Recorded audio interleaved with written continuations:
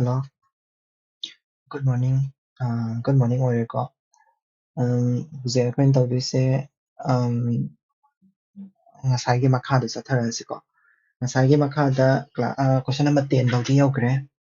ꯀꯣ. ꯍꯧꯖꯤꯛ ꯍꯟꯗꯛꯇꯤ ꯈꯔ ꯊꯨꯅ ꯇꯧꯁꯤꯜꯂꯁꯤꯀꯣ.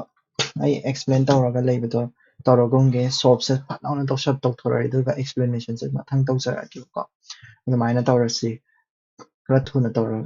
ꯇꯧꯕ ꯉꯝꯅꯕ ꯍꯣꯠꯅꯖꯔꯛꯑꯒꯦ.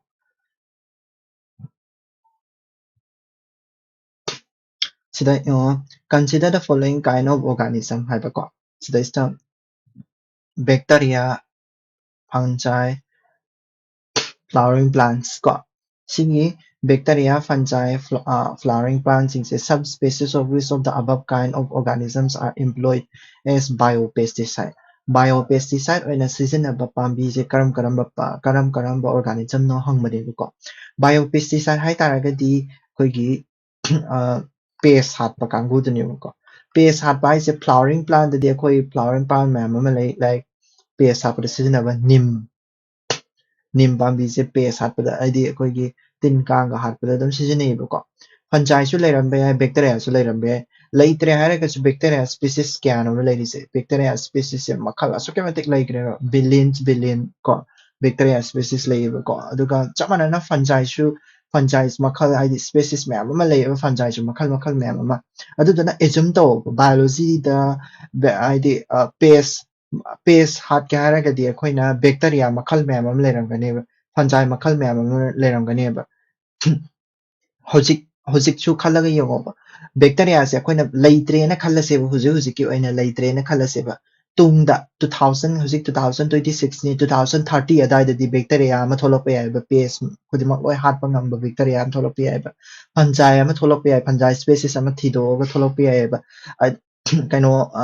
bacteria se loina ma nate pest khodimak se loina ma hatpa ngamba ko so id 1 2 3 mokhoi ahum maksida kaidoge hara kanda pest hatpa ngambagi property change species sungcho soidana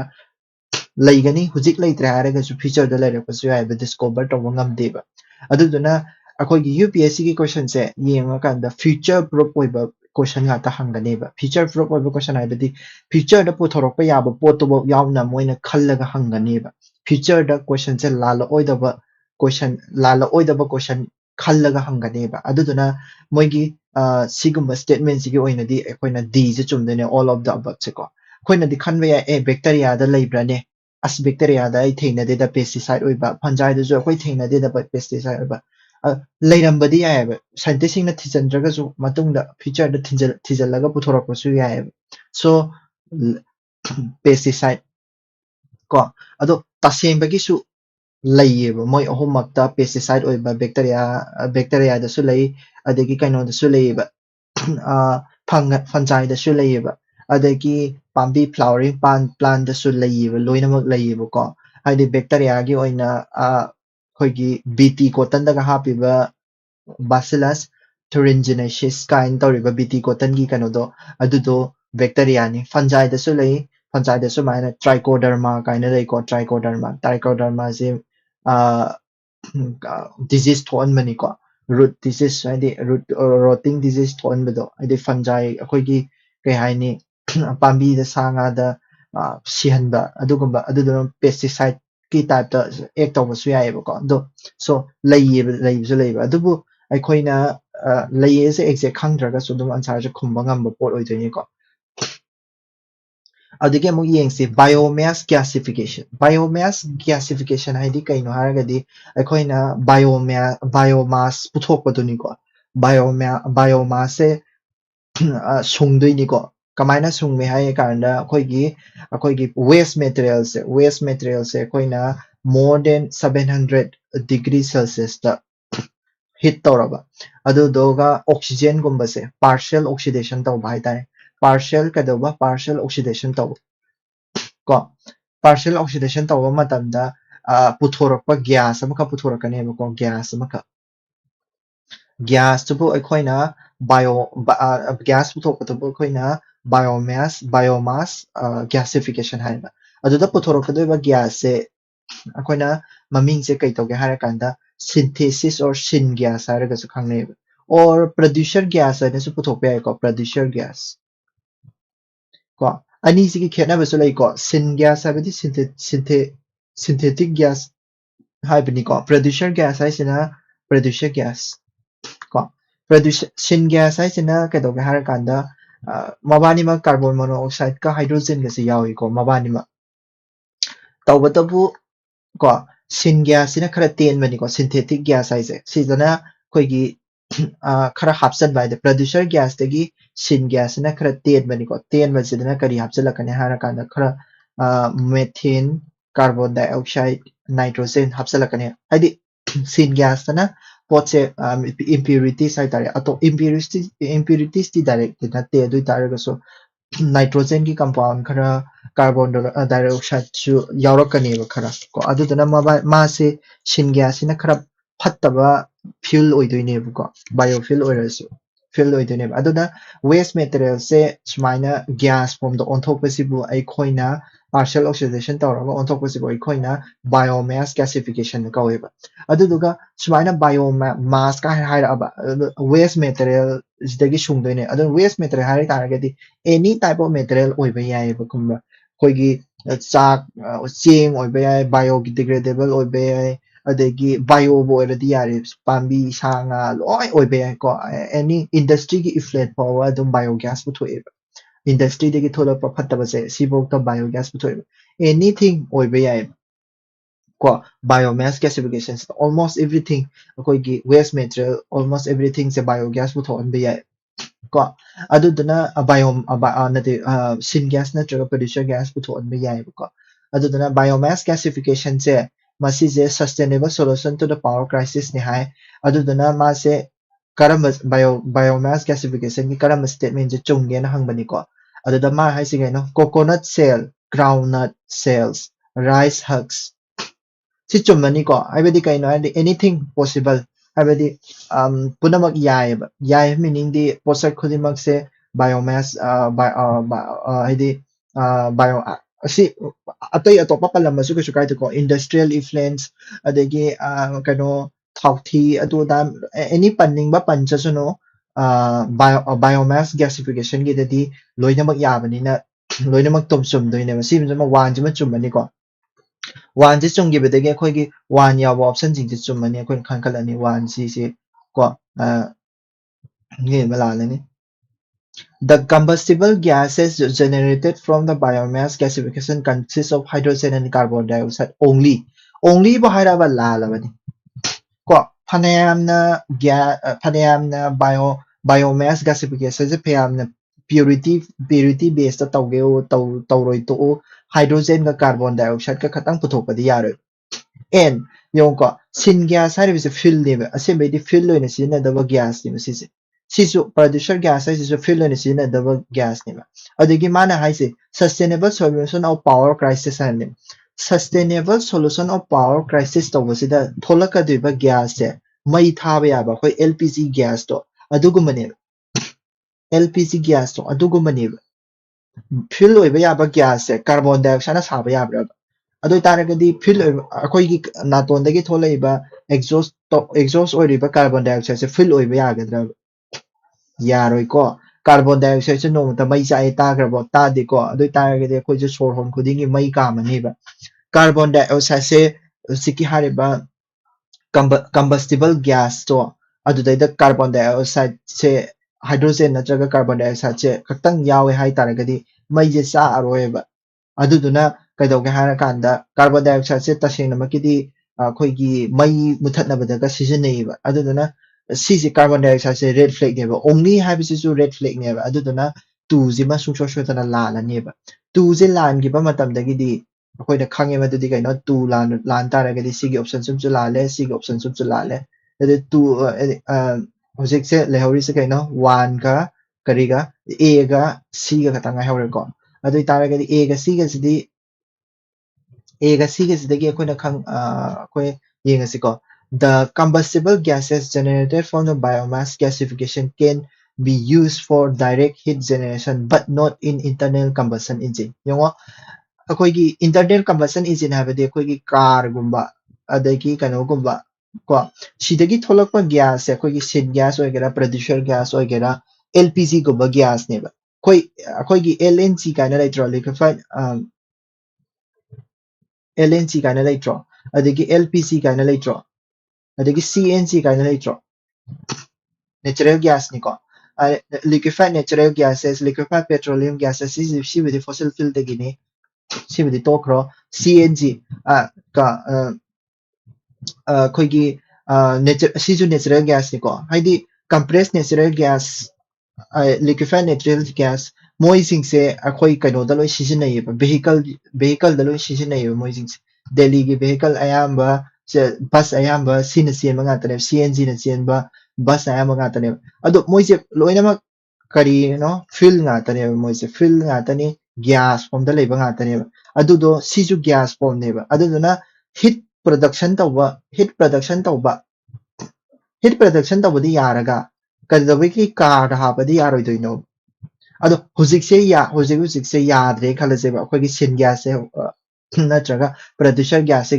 kano da gari da hapa yadre na khalase ba magi sidagi puthorokpa gas sing se hapa yadre khalase ba feature da hapa yara kaduri ne ba engine mya ma ala no technology sara kaduri ba feature da su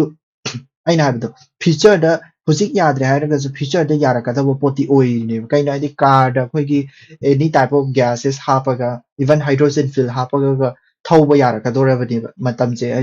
develop sum tawra kadoi aduduna masigi statement se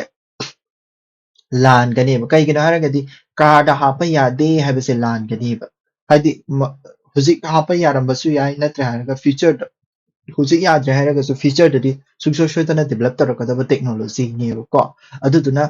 3 sima lan gani aduduna 1 only je chumgana aduna UPSC gi option da su 1 only je kadang kholi ko sumain tawdana akhoi na puthokpa yai ko answer se haidi yam laina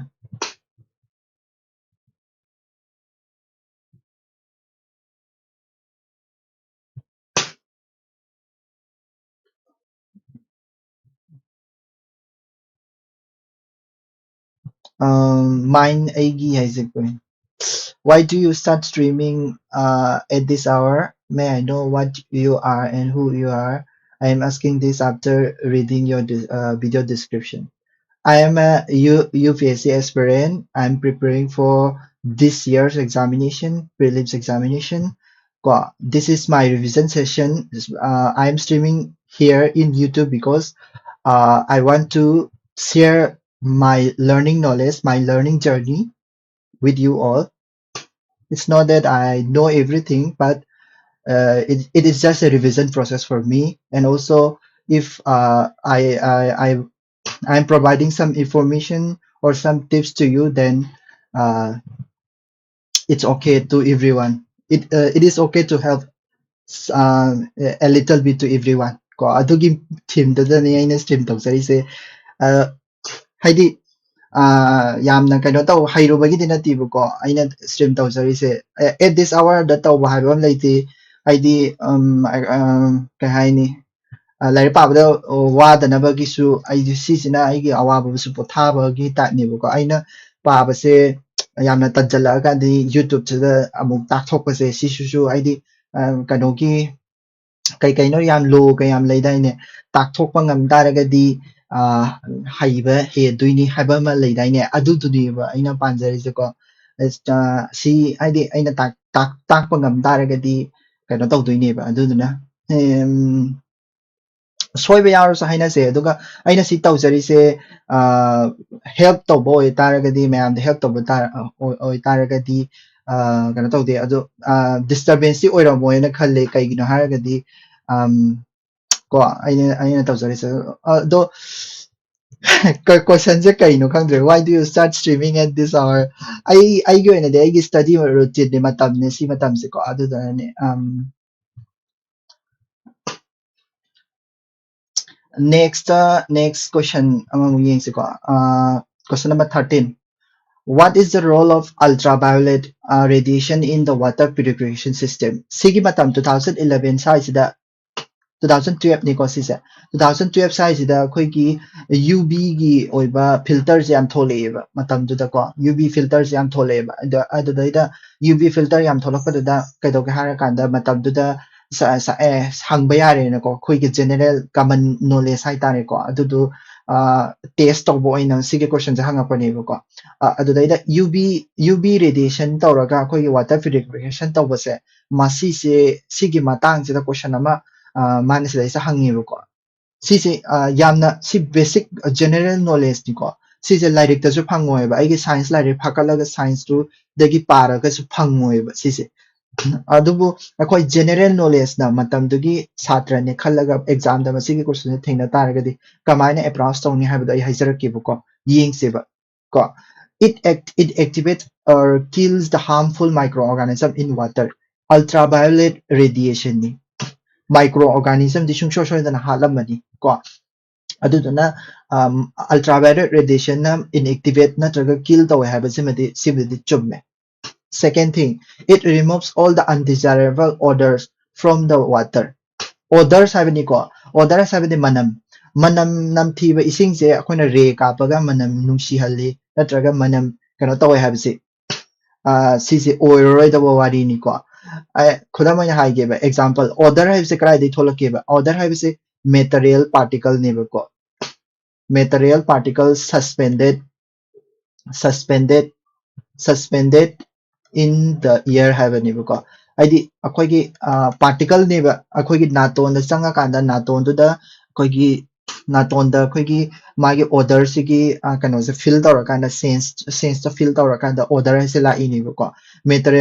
material ꯌꯥꯎꯕꯒꯤꯅꯦꯕ ꯃꯅꯝ ꯆꯦꯟꯕ ꯄꯣꯠ ꯌꯥꯎꯕꯒꯤꯅꯦꯕ ꯏꯁꯤꯡꯗꯨꯗꯀꯣ ꯑꯗꯨꯒꯤ manam ꯆꯦꯟꯕ ꯄꯣꯠꯁꯦ ꯍꯥꯏꯗꯤ ultraviolet ray ꯀꯥꯞꯁꯜꯂꯒ manam ꯆꯦꯟꯕ ꯄꯣꯠꯁꯦ ꯃꯥꯡꯍꯟꯕ ꯌꯥꯗꯦꯕ anything any material amata ꯃꯥꯡꯍꯟꯕ ꯌꯥꯗꯦꯕ ꯍꯥꯠꯄ ꯌꯥꯏ ꯇꯨꯞꯄ ꯌꯥꯏ ꯑꯗꯒꯤ ꯃꯥꯒꯤ ꯀꯦꯃꯤꯀꯦꯜꯗꯣ ꯆꯦꯟꯖ ꯇꯧꯍꯟꯕ ꯌꯥꯏ UV ꯔꯦꯅꯀꯣ but ꯄꯣꯠꯁꯛꯇꯨꯗꯤ ꯃꯥꯡꯍꯟꯕ ꯌꯥꯗꯦꯕ ꯍꯥꯏꯗꯤ ꯄꯣꯠꯁꯛ ꯃꯥꯡꯍꯟꯒꯦ ꯍꯥꯏꯔꯒꯗꯤ ꯐꯤꯜꯇꯔ ꯇꯧ ꯇꯥꯕ ꯐꯤꯜꯇꯔ ꯄꯦꯄꯔ ꯇꯧꯔꯒ ꯅꯠꯇ꯭ꯔꯒ ꯐꯤꯜꯇꯔ ꯑꯩꯈꯣꯏꯒꯤ ꯑꯦꯅꯤ ꯆꯥꯔꯀꯣꯜ ꯁꯤꯖꯤꯟꯅꯔꯒ ꯑꯦꯛꯇꯤቭ ꯆꯥꯔꯀꯣꯜ ꯁꯤꯖꯤꯟꯅꯔꯒ ꯅꯠꯇ꯭ꯔꯒ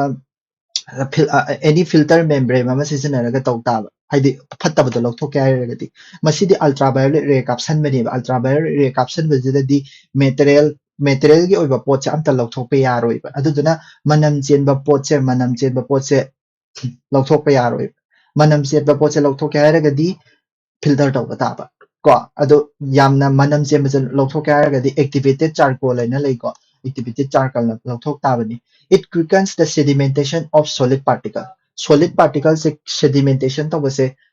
haidi thuhalle haba sedimentation habse process ama khakneba sigi process se kamai tawbano haragadi sedimentation se thuhange hai taragadi akoi precipitate form tawba taba precipitate habadi kaino precipitate habadi akoi gi material particles singdo amaga attraction tawnaraga repel tawnaraga adi magi kainose physical mass natraga chemical property se amaga attraction tawnaraga adubu ultraviolet rays di light neba madi sumnagi torchlight kapsalakanda ꯐꯠꯇꯕ ꯄꯥꯔꯇꯤꯀꯜꯗꯣ ꯅꯞꯁꯟꯅꯍꯜꯂꯤ ꯅꯠꯇ꯭ꯔꯒ ꯊꯨꯒꯥꯏ ꯀꯥ ꯍꯥꯏꯕꯁꯤꯗꯤ ꯑꯃꯨꯛꯐꯥꯎ ꯇꯥꯗ꯭ꯔꯤꯀꯣ ꯍꯥꯏꯗꯤ ꯑꯩꯈꯣꯏ ꯂꯦꯖꯔꯅ ꯀꯥꯞꯄꯗꯗꯤ ꯊꯨꯒꯥꯏꯕ ꯌꯥꯏꯑꯕ ꯀꯩꯁꯨ ꯀꯥꯏꯗꯦꯕ but ꯑꯗꯨꯁꯨ ꯍꯥꯏꯗꯤ ꯀꯦꯃꯤꯀꯦꯜ ꯄ꯭ꯔꯣꯄꯔꯇꯤ ꯆꯦꯟꯖ ꯇꯧꯍꯟꯕꯐꯥꯎ ꯉꯝꯗꯦꯕ ꯑꯗꯨꯗꯨꯅ remove turbidity and improves the clarity of the water ꯁꯤꯁꯤ ꯌꯥꯅꯤꯡꯗ꯭ꯔꯦꯀꯣ ꯍꯥꯏꯗꯤ ꯁꯦꯗꯤꯃꯦꯟꯇꯦꯁꯟ ꯇꯧꯍꯟꯕ ꯍꯥꯏꯕꯁꯤꯗ ꯑꯗꯨꯝ ꯔꯦꯗ ꯐ꯭ꯂꯦꯛ ꯑꯣꯏꯈ꯭ꯔꯦꯕꯀꯣ ꯑꯗꯨꯗꯨꯅ ꯃꯁꯤꯁꯨ ꯂꯥꯜꯂꯅꯤ ꯁꯤꯁꯨ ꯂꯥꯜꯂꯅꯤ ꯑꯗꯨ ꯑꯣꯏꯇꯥꯔꯗꯤ ꯋꯥꯟ ꯑꯣꯡꯂꯤ ꯀꯣ ꯌꯥꯅꯤꯅꯤꯀꯣ ꯑꯗꯨꯗꯨꯅꯤ ꯁꯨꯃꯥꯏꯅ ꯈꯨꯝꯕ ꯌꯥꯏ ꯀꯣ 13 ꯁꯤꯗꯤ ꯖꯦꯅꯔꯦꯜ ꯑꯣꯏꯕ ꯅꯣꯂꯦꯖꯅꯤꯀꯣ ꯑꯩꯈꯣꯏꯒꯤ ꯀꯟꯁꯦꯞ ꯑꯩꯈꯣꯏꯒꯤ ꯀꯣꯛꯇ ꯀꯔꯤ ꯈꯟꯕꯒꯦ ꯍꯥꯏꯕꯗꯨ ꯆꯦꯛ ꯇꯧꯔꯤꯅꯤ ꯒ꯭ꯔꯥꯐꯤꯟ ꯍꯥꯏꯁꯤꯁꯨ ꯑꯩꯈꯣꯏꯒꯤ ꯀꯩ ꯍꯥꯏꯅꯤ ꯌꯥꯝꯅ ꯀꯟꯕ ꯀꯣ ꯑꯩꯈꯣꯏꯒꯤ ꯒ꯭ꯔꯥꯐꯤꯟ ꯍꯥꯏꯁꯤ ꯀꯔꯤꯗꯒꯤ ꯄꯨꯊꯣꯔꯛꯄꯅꯣ ꯒ꯭ꯔꯥꯐꯥꯏꯠ ꯍꯥꯏꯕꯗꯨꯗꯒꯤ ꯅꯠꯇꯦ ꯁꯣꯔꯤ ꯒ꯭ꯔꯥꯐꯥꯏꯠ ꯀꯨꯝꯕꯅꯦꯕꯀꯣ ꯃꯥꯁꯤꯁꯨ ꯑꯗꯨꯕꯨ ꯃꯥꯅ ꯁꯤꯡꯒꯜ ꯂꯥꯌꯔ ꯑꯣꯏꯕ ꯈꯪꯕ꯭ꯔꯥ ꯒ꯭ꯔꯥꯐꯥꯏꯠꯅ ꯃꯜꯇꯤꯄꯜ ꯂꯥꯌꯔ ꯑꯣꯏꯗꯣꯏꯕ ꯃꯥꯅ ꯁꯤꯡꯒꯜ ꯂꯥꯌꯔ ꯑꯣꯏꯗꯣꯏꯕ ꯄꯣꯠꯁꯛꯁꯦ ꯈꯪꯗ꯭ꯔꯗꯤ ꯌꯥꯔꯣꯏꯀꯣ ꯃꯇꯝꯗꯣ 2012 ꯁ꯭ꯋꯥꯏꯁꯤꯗ ꯒ꯭ꯔꯥꯐꯤꯟ ꯍꯥꯏꯕ ꯄꯣꯠꯁꯦ ꯌꯥꯝꯅ ꯑꯅꯧꯕ ꯇꯦꯛꯅꯣꯂꯣꯖꯤ ꯑꯃ ꯑꯣꯏꯅ ꯄꯨꯊꯣꯛꯅꯔꯛꯏꯕꯀꯣ ꯅꯦꯅꯣ ꯇꯦꯛꯅꯣꯂꯣꯖꯤ ꯑꯣꯏꯅ ꯑꯗꯣ ꯁꯤꯡꯒꯜ ꯂꯥꯌꯔ ꯑꯣꯏꯗꯣꯏꯅꯤ ꯒ꯭ꯔꯥꯐꯤꯟꯁꯦ ꯀꯥꯔꯕꯣꯟꯅ ꯁꯥꯗꯣꯏꯅꯤ के मौंग दो इदने ग्राफिन से को अदुदुना ग्राफाइट हाइसिसु कार्बन साबनिना ग्राफिन सिसु कार्बन सारमनी को अदुदुना is frequently in the recent news. What is the importance? हाइबदी न्यूज़पेपर पाबा मी अमना खंगदोबे नॉलेज से कइनो सिंगल लेयर ओइबा कार्बन गी यामना कनबा मेटेरियल अबनी हाइबदो खतने खबर देगिन लौदुइस सिजे खुमसेबा खबर देगी लौरक क्वेश्चन दुने सिजे खुमदुनी को आई सिंगल लेयर कार्बन हाइबा कार्बन साइ सिंगल लेयर ओइ यामना कल्ले हाइबा पोचे सि खंगदना दि सिगे आंसर से खुमबा सुंया यारोइ को अदुदना खबर पाबसी इंपोर्टेंट ओयना हाइसे सि सिगिनेबा को खबर देगी अखोइगी आइदी अखोइगी कॉमन सेंस की नॉलेज से लाक्तोइनेबा खबर देगी अखोइगी थिंकिंग एबिलिटी से लाक्तोइनेबा अखोइगी लॉजिक से लाक्तोइनेबा को अदुदना अइना हाइजनिंगबसे आइदी खबर तोइना पाबा एनालिसिस फजना तौबा एंड आल्सो सिगुबा एमसीक्यू एनालिसिस फजना तौबसे मसिज याम कानेबको येंसिको ग्राफिन से टू डायमेंशनल मटेरियल ने सुमेको सिंगल लेयर ओरबनिना टू डायमेंशनल मटेरियल दी ओइरनी and has a good electrical conductivity अखोइ ग्राफाइट को बने ना इन हाई ग्रेड ग्राफिन हाइबसे कइनो ग्राफाइट को बने ना इन हाई ग्रेड हुजिक तो इन हाई ग्रेड को ग्राफाइट को बने ना ग्राफाइट से it's a very good conductor of electricity so graphite कुंबा ओइरमनिना मासे ग्राफिन जिसु कंडक्टर इलेक्ट्रिकल कंडक्टिविटी ओइरनी गुड कंडक्टर अदुदुना मसिगे स्टेटमेंट से चुमनी को it is one of the thinnest single layer ओइरमनिना थिनेस्ट ओइरनी but the strongest material tested so far. So yam kalle so hierarchy na sigi statement su chumani ko it is entirely made of silicon karai de silicon no silicon na made taw taragadi ma se kaino oigrane ba khoi gi kari khoi gi processor khoi gi computer gi processor oigrane ba graphene na is computer gi processor oide ba kaisu ma se khoi gi kano da ka sa hapnei ko khoi gi akan ba material sa ba matam da graphene ja hapnei ba silicon na kasu sa de ba ma de carbon na sa ba ni ba silicon साबा यादेबा को silicon सागे हाइने मादी processor ओइग्रने अदुदना silicon हाइराकसिदा माजे ओइररोय को होय optically transparent ओइ हाबदिदि याय कसु काइदे graphene जे optically transparent दि ओइ को it can be used as a conducting electrode dum oibe yai kaina di madi conductor oibanina ado si la le haragadi si gi statement ju la doine aduduna si je chum gibenina si gi statement ju chumamani ko it can be used as a conducting electrode required to for touch screen LCDs and organic LED system mi ko ko gi amba conducting electrode oina sisine masi se ko adi graphene se aduduna masi gi kano se 4 je sum taragadi 1 ju chumani aduduna 1 ga 4 ga ani mak yaw base cc ko cc ani jini ko aduna ani mak yaw base khandoine ba natraga ani mak yaw da ba ma अनिमक यावदबदुदी यावद्रेबा अनिमक यावदबा हारगदी Sissu अनिमक यावदबदु ओइद्रबनिना अनिमक से cancel तौनाग्रनी अदुदुगा 1 2 4 नि अमना 1 2 3 4 नि योंको 3 से नेबा ngasai ai सिदा 3 से लाले ना हाइगदु silicon गे नुना 3 यावदबसे ओइना खल्लनि को सिनि को हाइदि ऑप्शन दगी खनबसु याइ को यूपीएससी के क्वेश्चन सिंग से आमना लिट से Koyna ingest तौरबा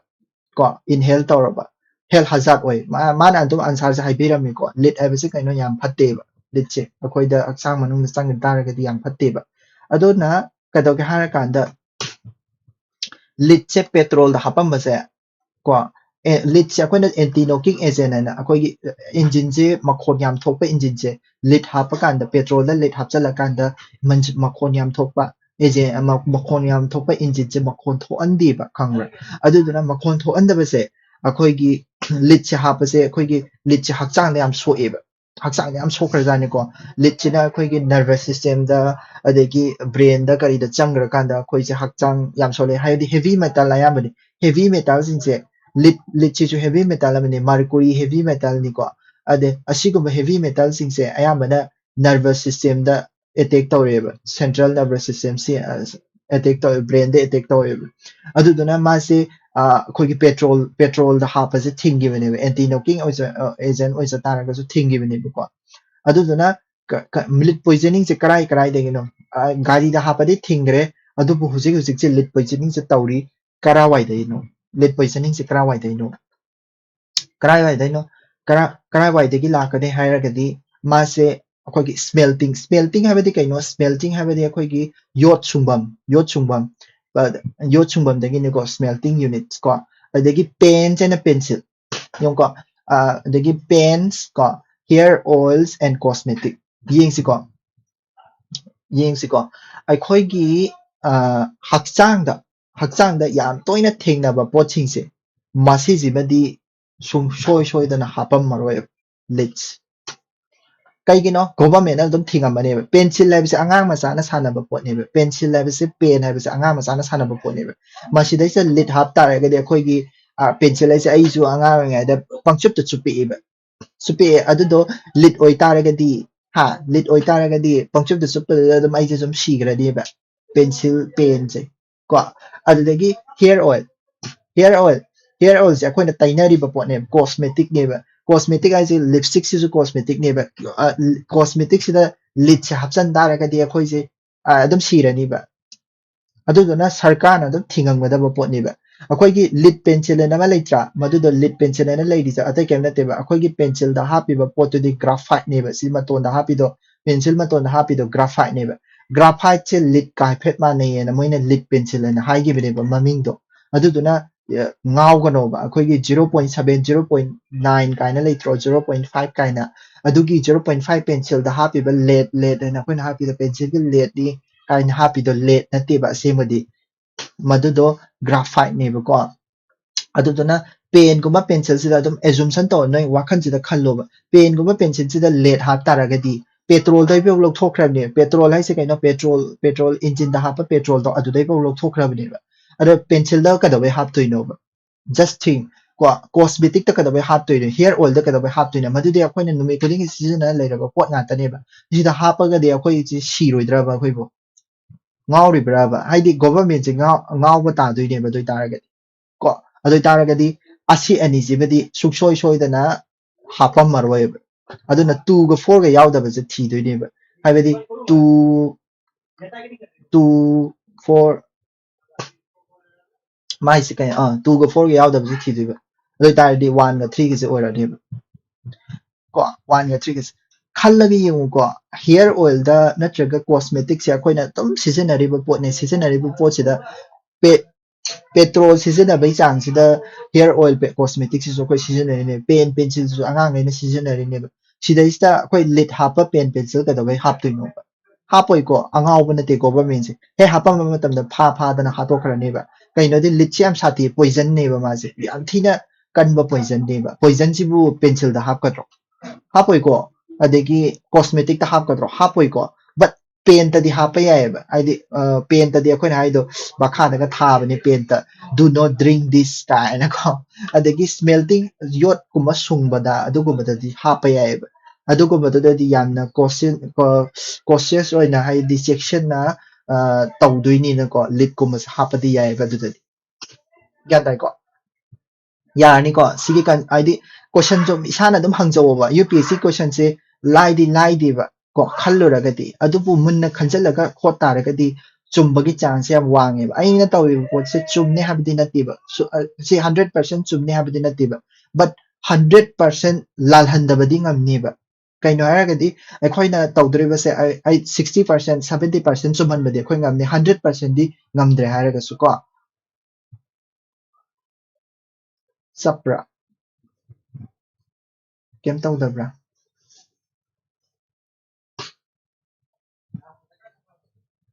okay next question number 16 question 25 pau tau si ko question 25 tagi I hen okay with reference to the stem cell frequently introduced which of the following statement is are correct stem cell hai se kaino mayam khangbi bra stem cell hai taragadi stem cell se akoi stem cell akoi gi stem cell se gi dagi tholok pa ya se makhal ahum lei ko makhal ahum lei ba akoi gi aham bada stem cell se akoi gi miyoibada miyoibada dum yenga parase ko stem cell se cell khudima on ba yaba khoigi kano fertilize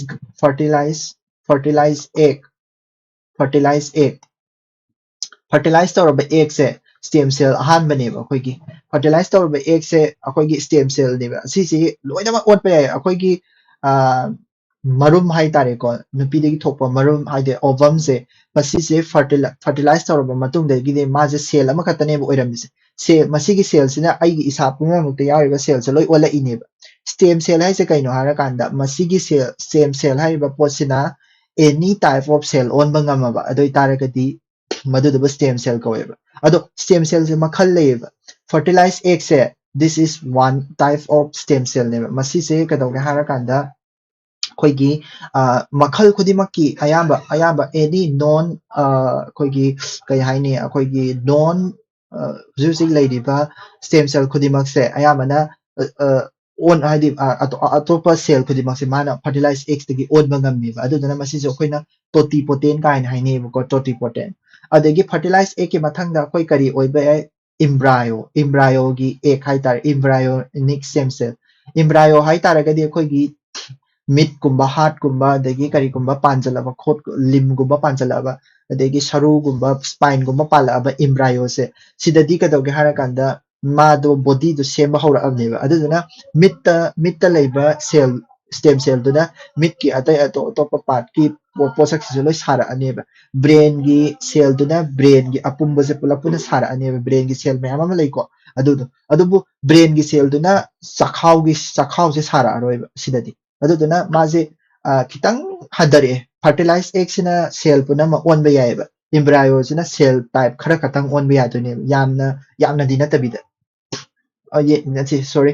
खरा यामना हाइतारे अदुगा pull up दि नतबिदा हाइबेदि bone की cell सिना bone गुंबा खरा खतंग ओनबा यादुने बदमाने embryo दा लेबा stem cell अदुदुगा कदोगे हारकांदा करा adult लेबा stem cell adult अखोय हक्चांग दसु stem cell से यावसेबा कराइदा यावी बोन मेरो दा यावेबा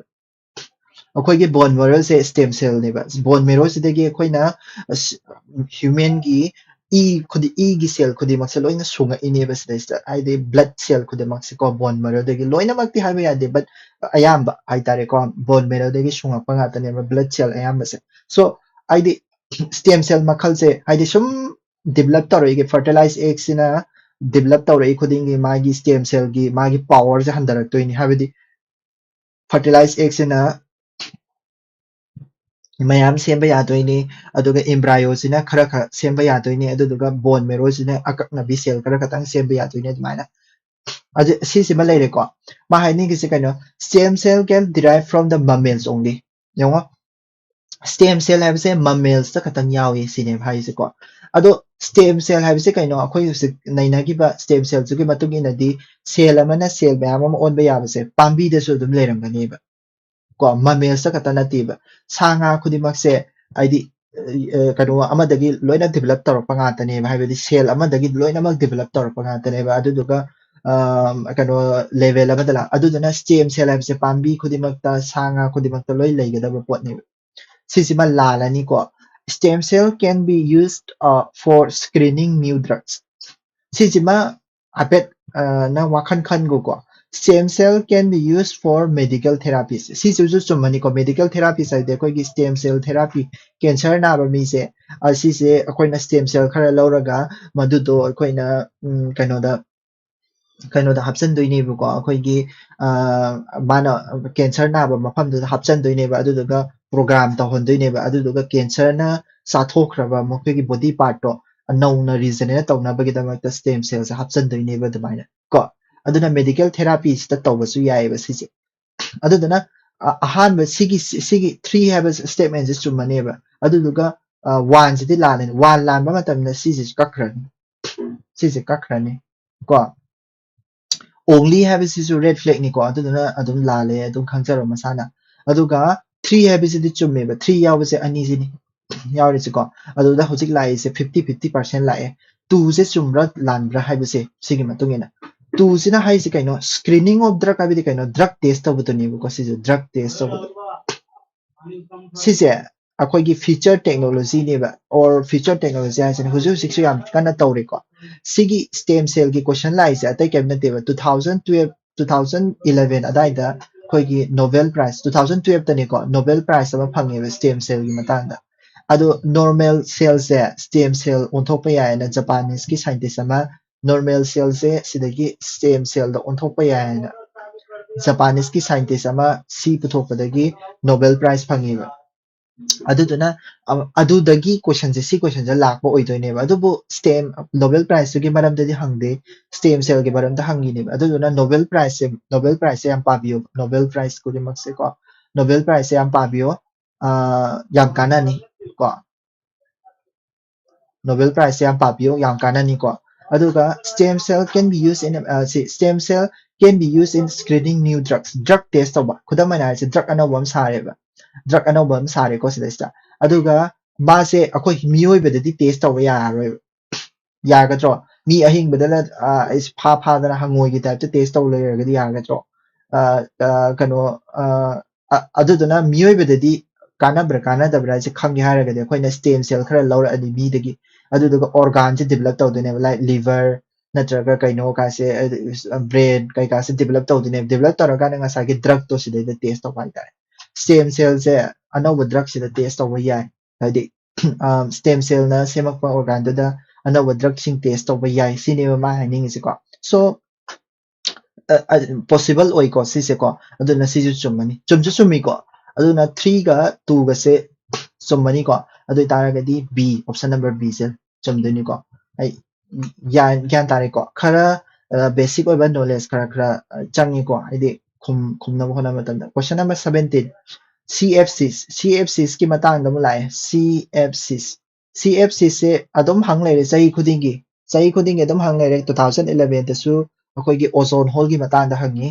ko 2012 ta su chlorofluorocarbon gi matang da hangi aduduna sigi topic sim su yam important oire ko aduduna adum pabi ro yare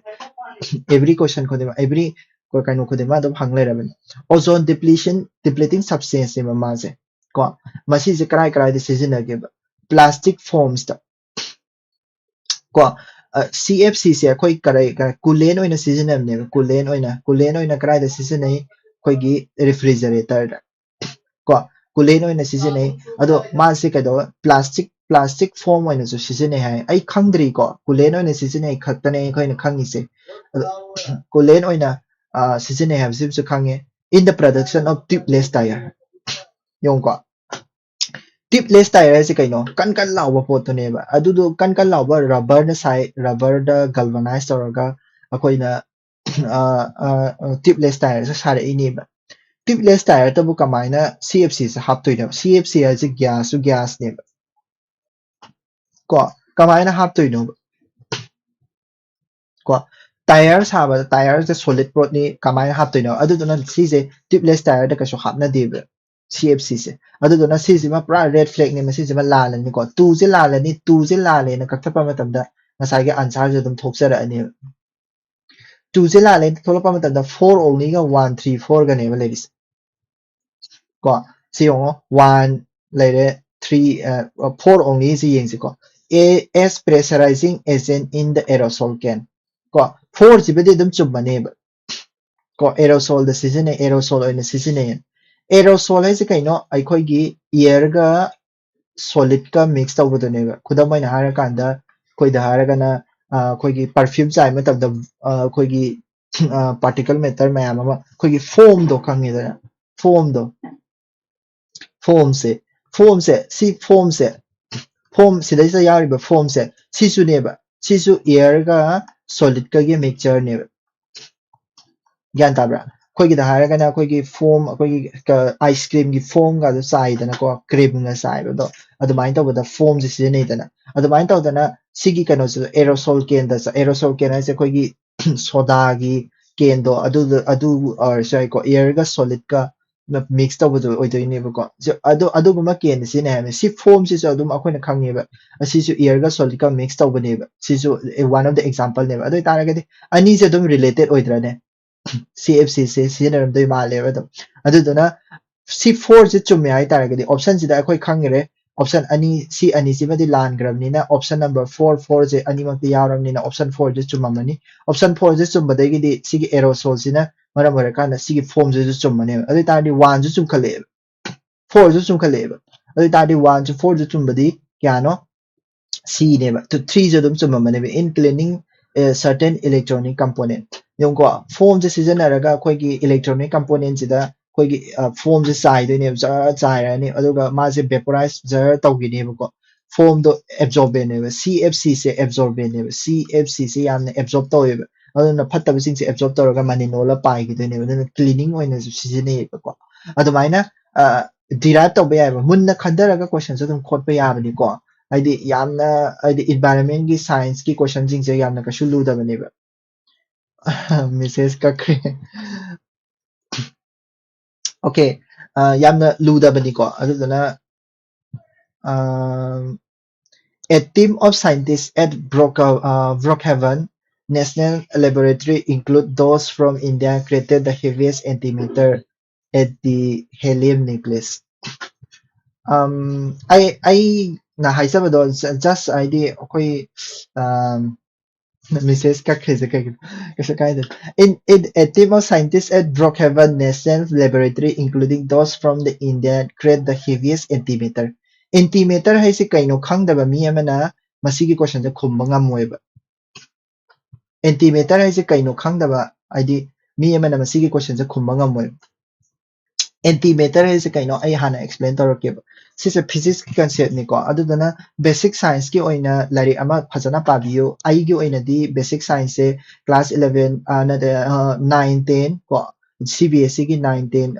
NCERT ki lari to phajana dum pabada dum yani na khalle ai gi wakhad de duruga kaino sisu akoi gi kari Lucien ki do Lucien ki science SAC ge pana mina pana ba Lucien ki science lai ama lai bane adu su dum ka ne na khalli ko ai ge wa khan de adu da fake yam yaw bane fake sing do koina Google search tor ga pa view ko Google search tor ga adu Lucien ki tu su yam ka na ne na khalle adu da ki basic se pare da na ko adu du ga current affairs khara para ga dum science ki di yani na khalli ko adu na antimatter hai se kaina antimatter hai se kaina ha ga di खुदामैना अखोइगी object any object से अखोइना एंटीमीटर की hypothesis ना हाइरिस कइनो हारा कांदा any अखोइगी electron layer ने electron से नेगेटिव चार्ज पुद्रा इलेक्ट्रॉन से नेगेटिव चार्ज पुद्रा अदुइ तारगदि मागी एंटीमीटर हाइ तारदि प्रोटॉन ओइदुइने असिजना हाइनिंग इसे कइनो हारा कांदा एवरी ऑब्जेक्ट खुदिमक से मागी नेगेटिव पॉजिटिव हाइना तोगान तोगान लेनि सिनेबा मेटर अमा लइ तारगदि मागी एंटीमीटर अमा लेनि सिन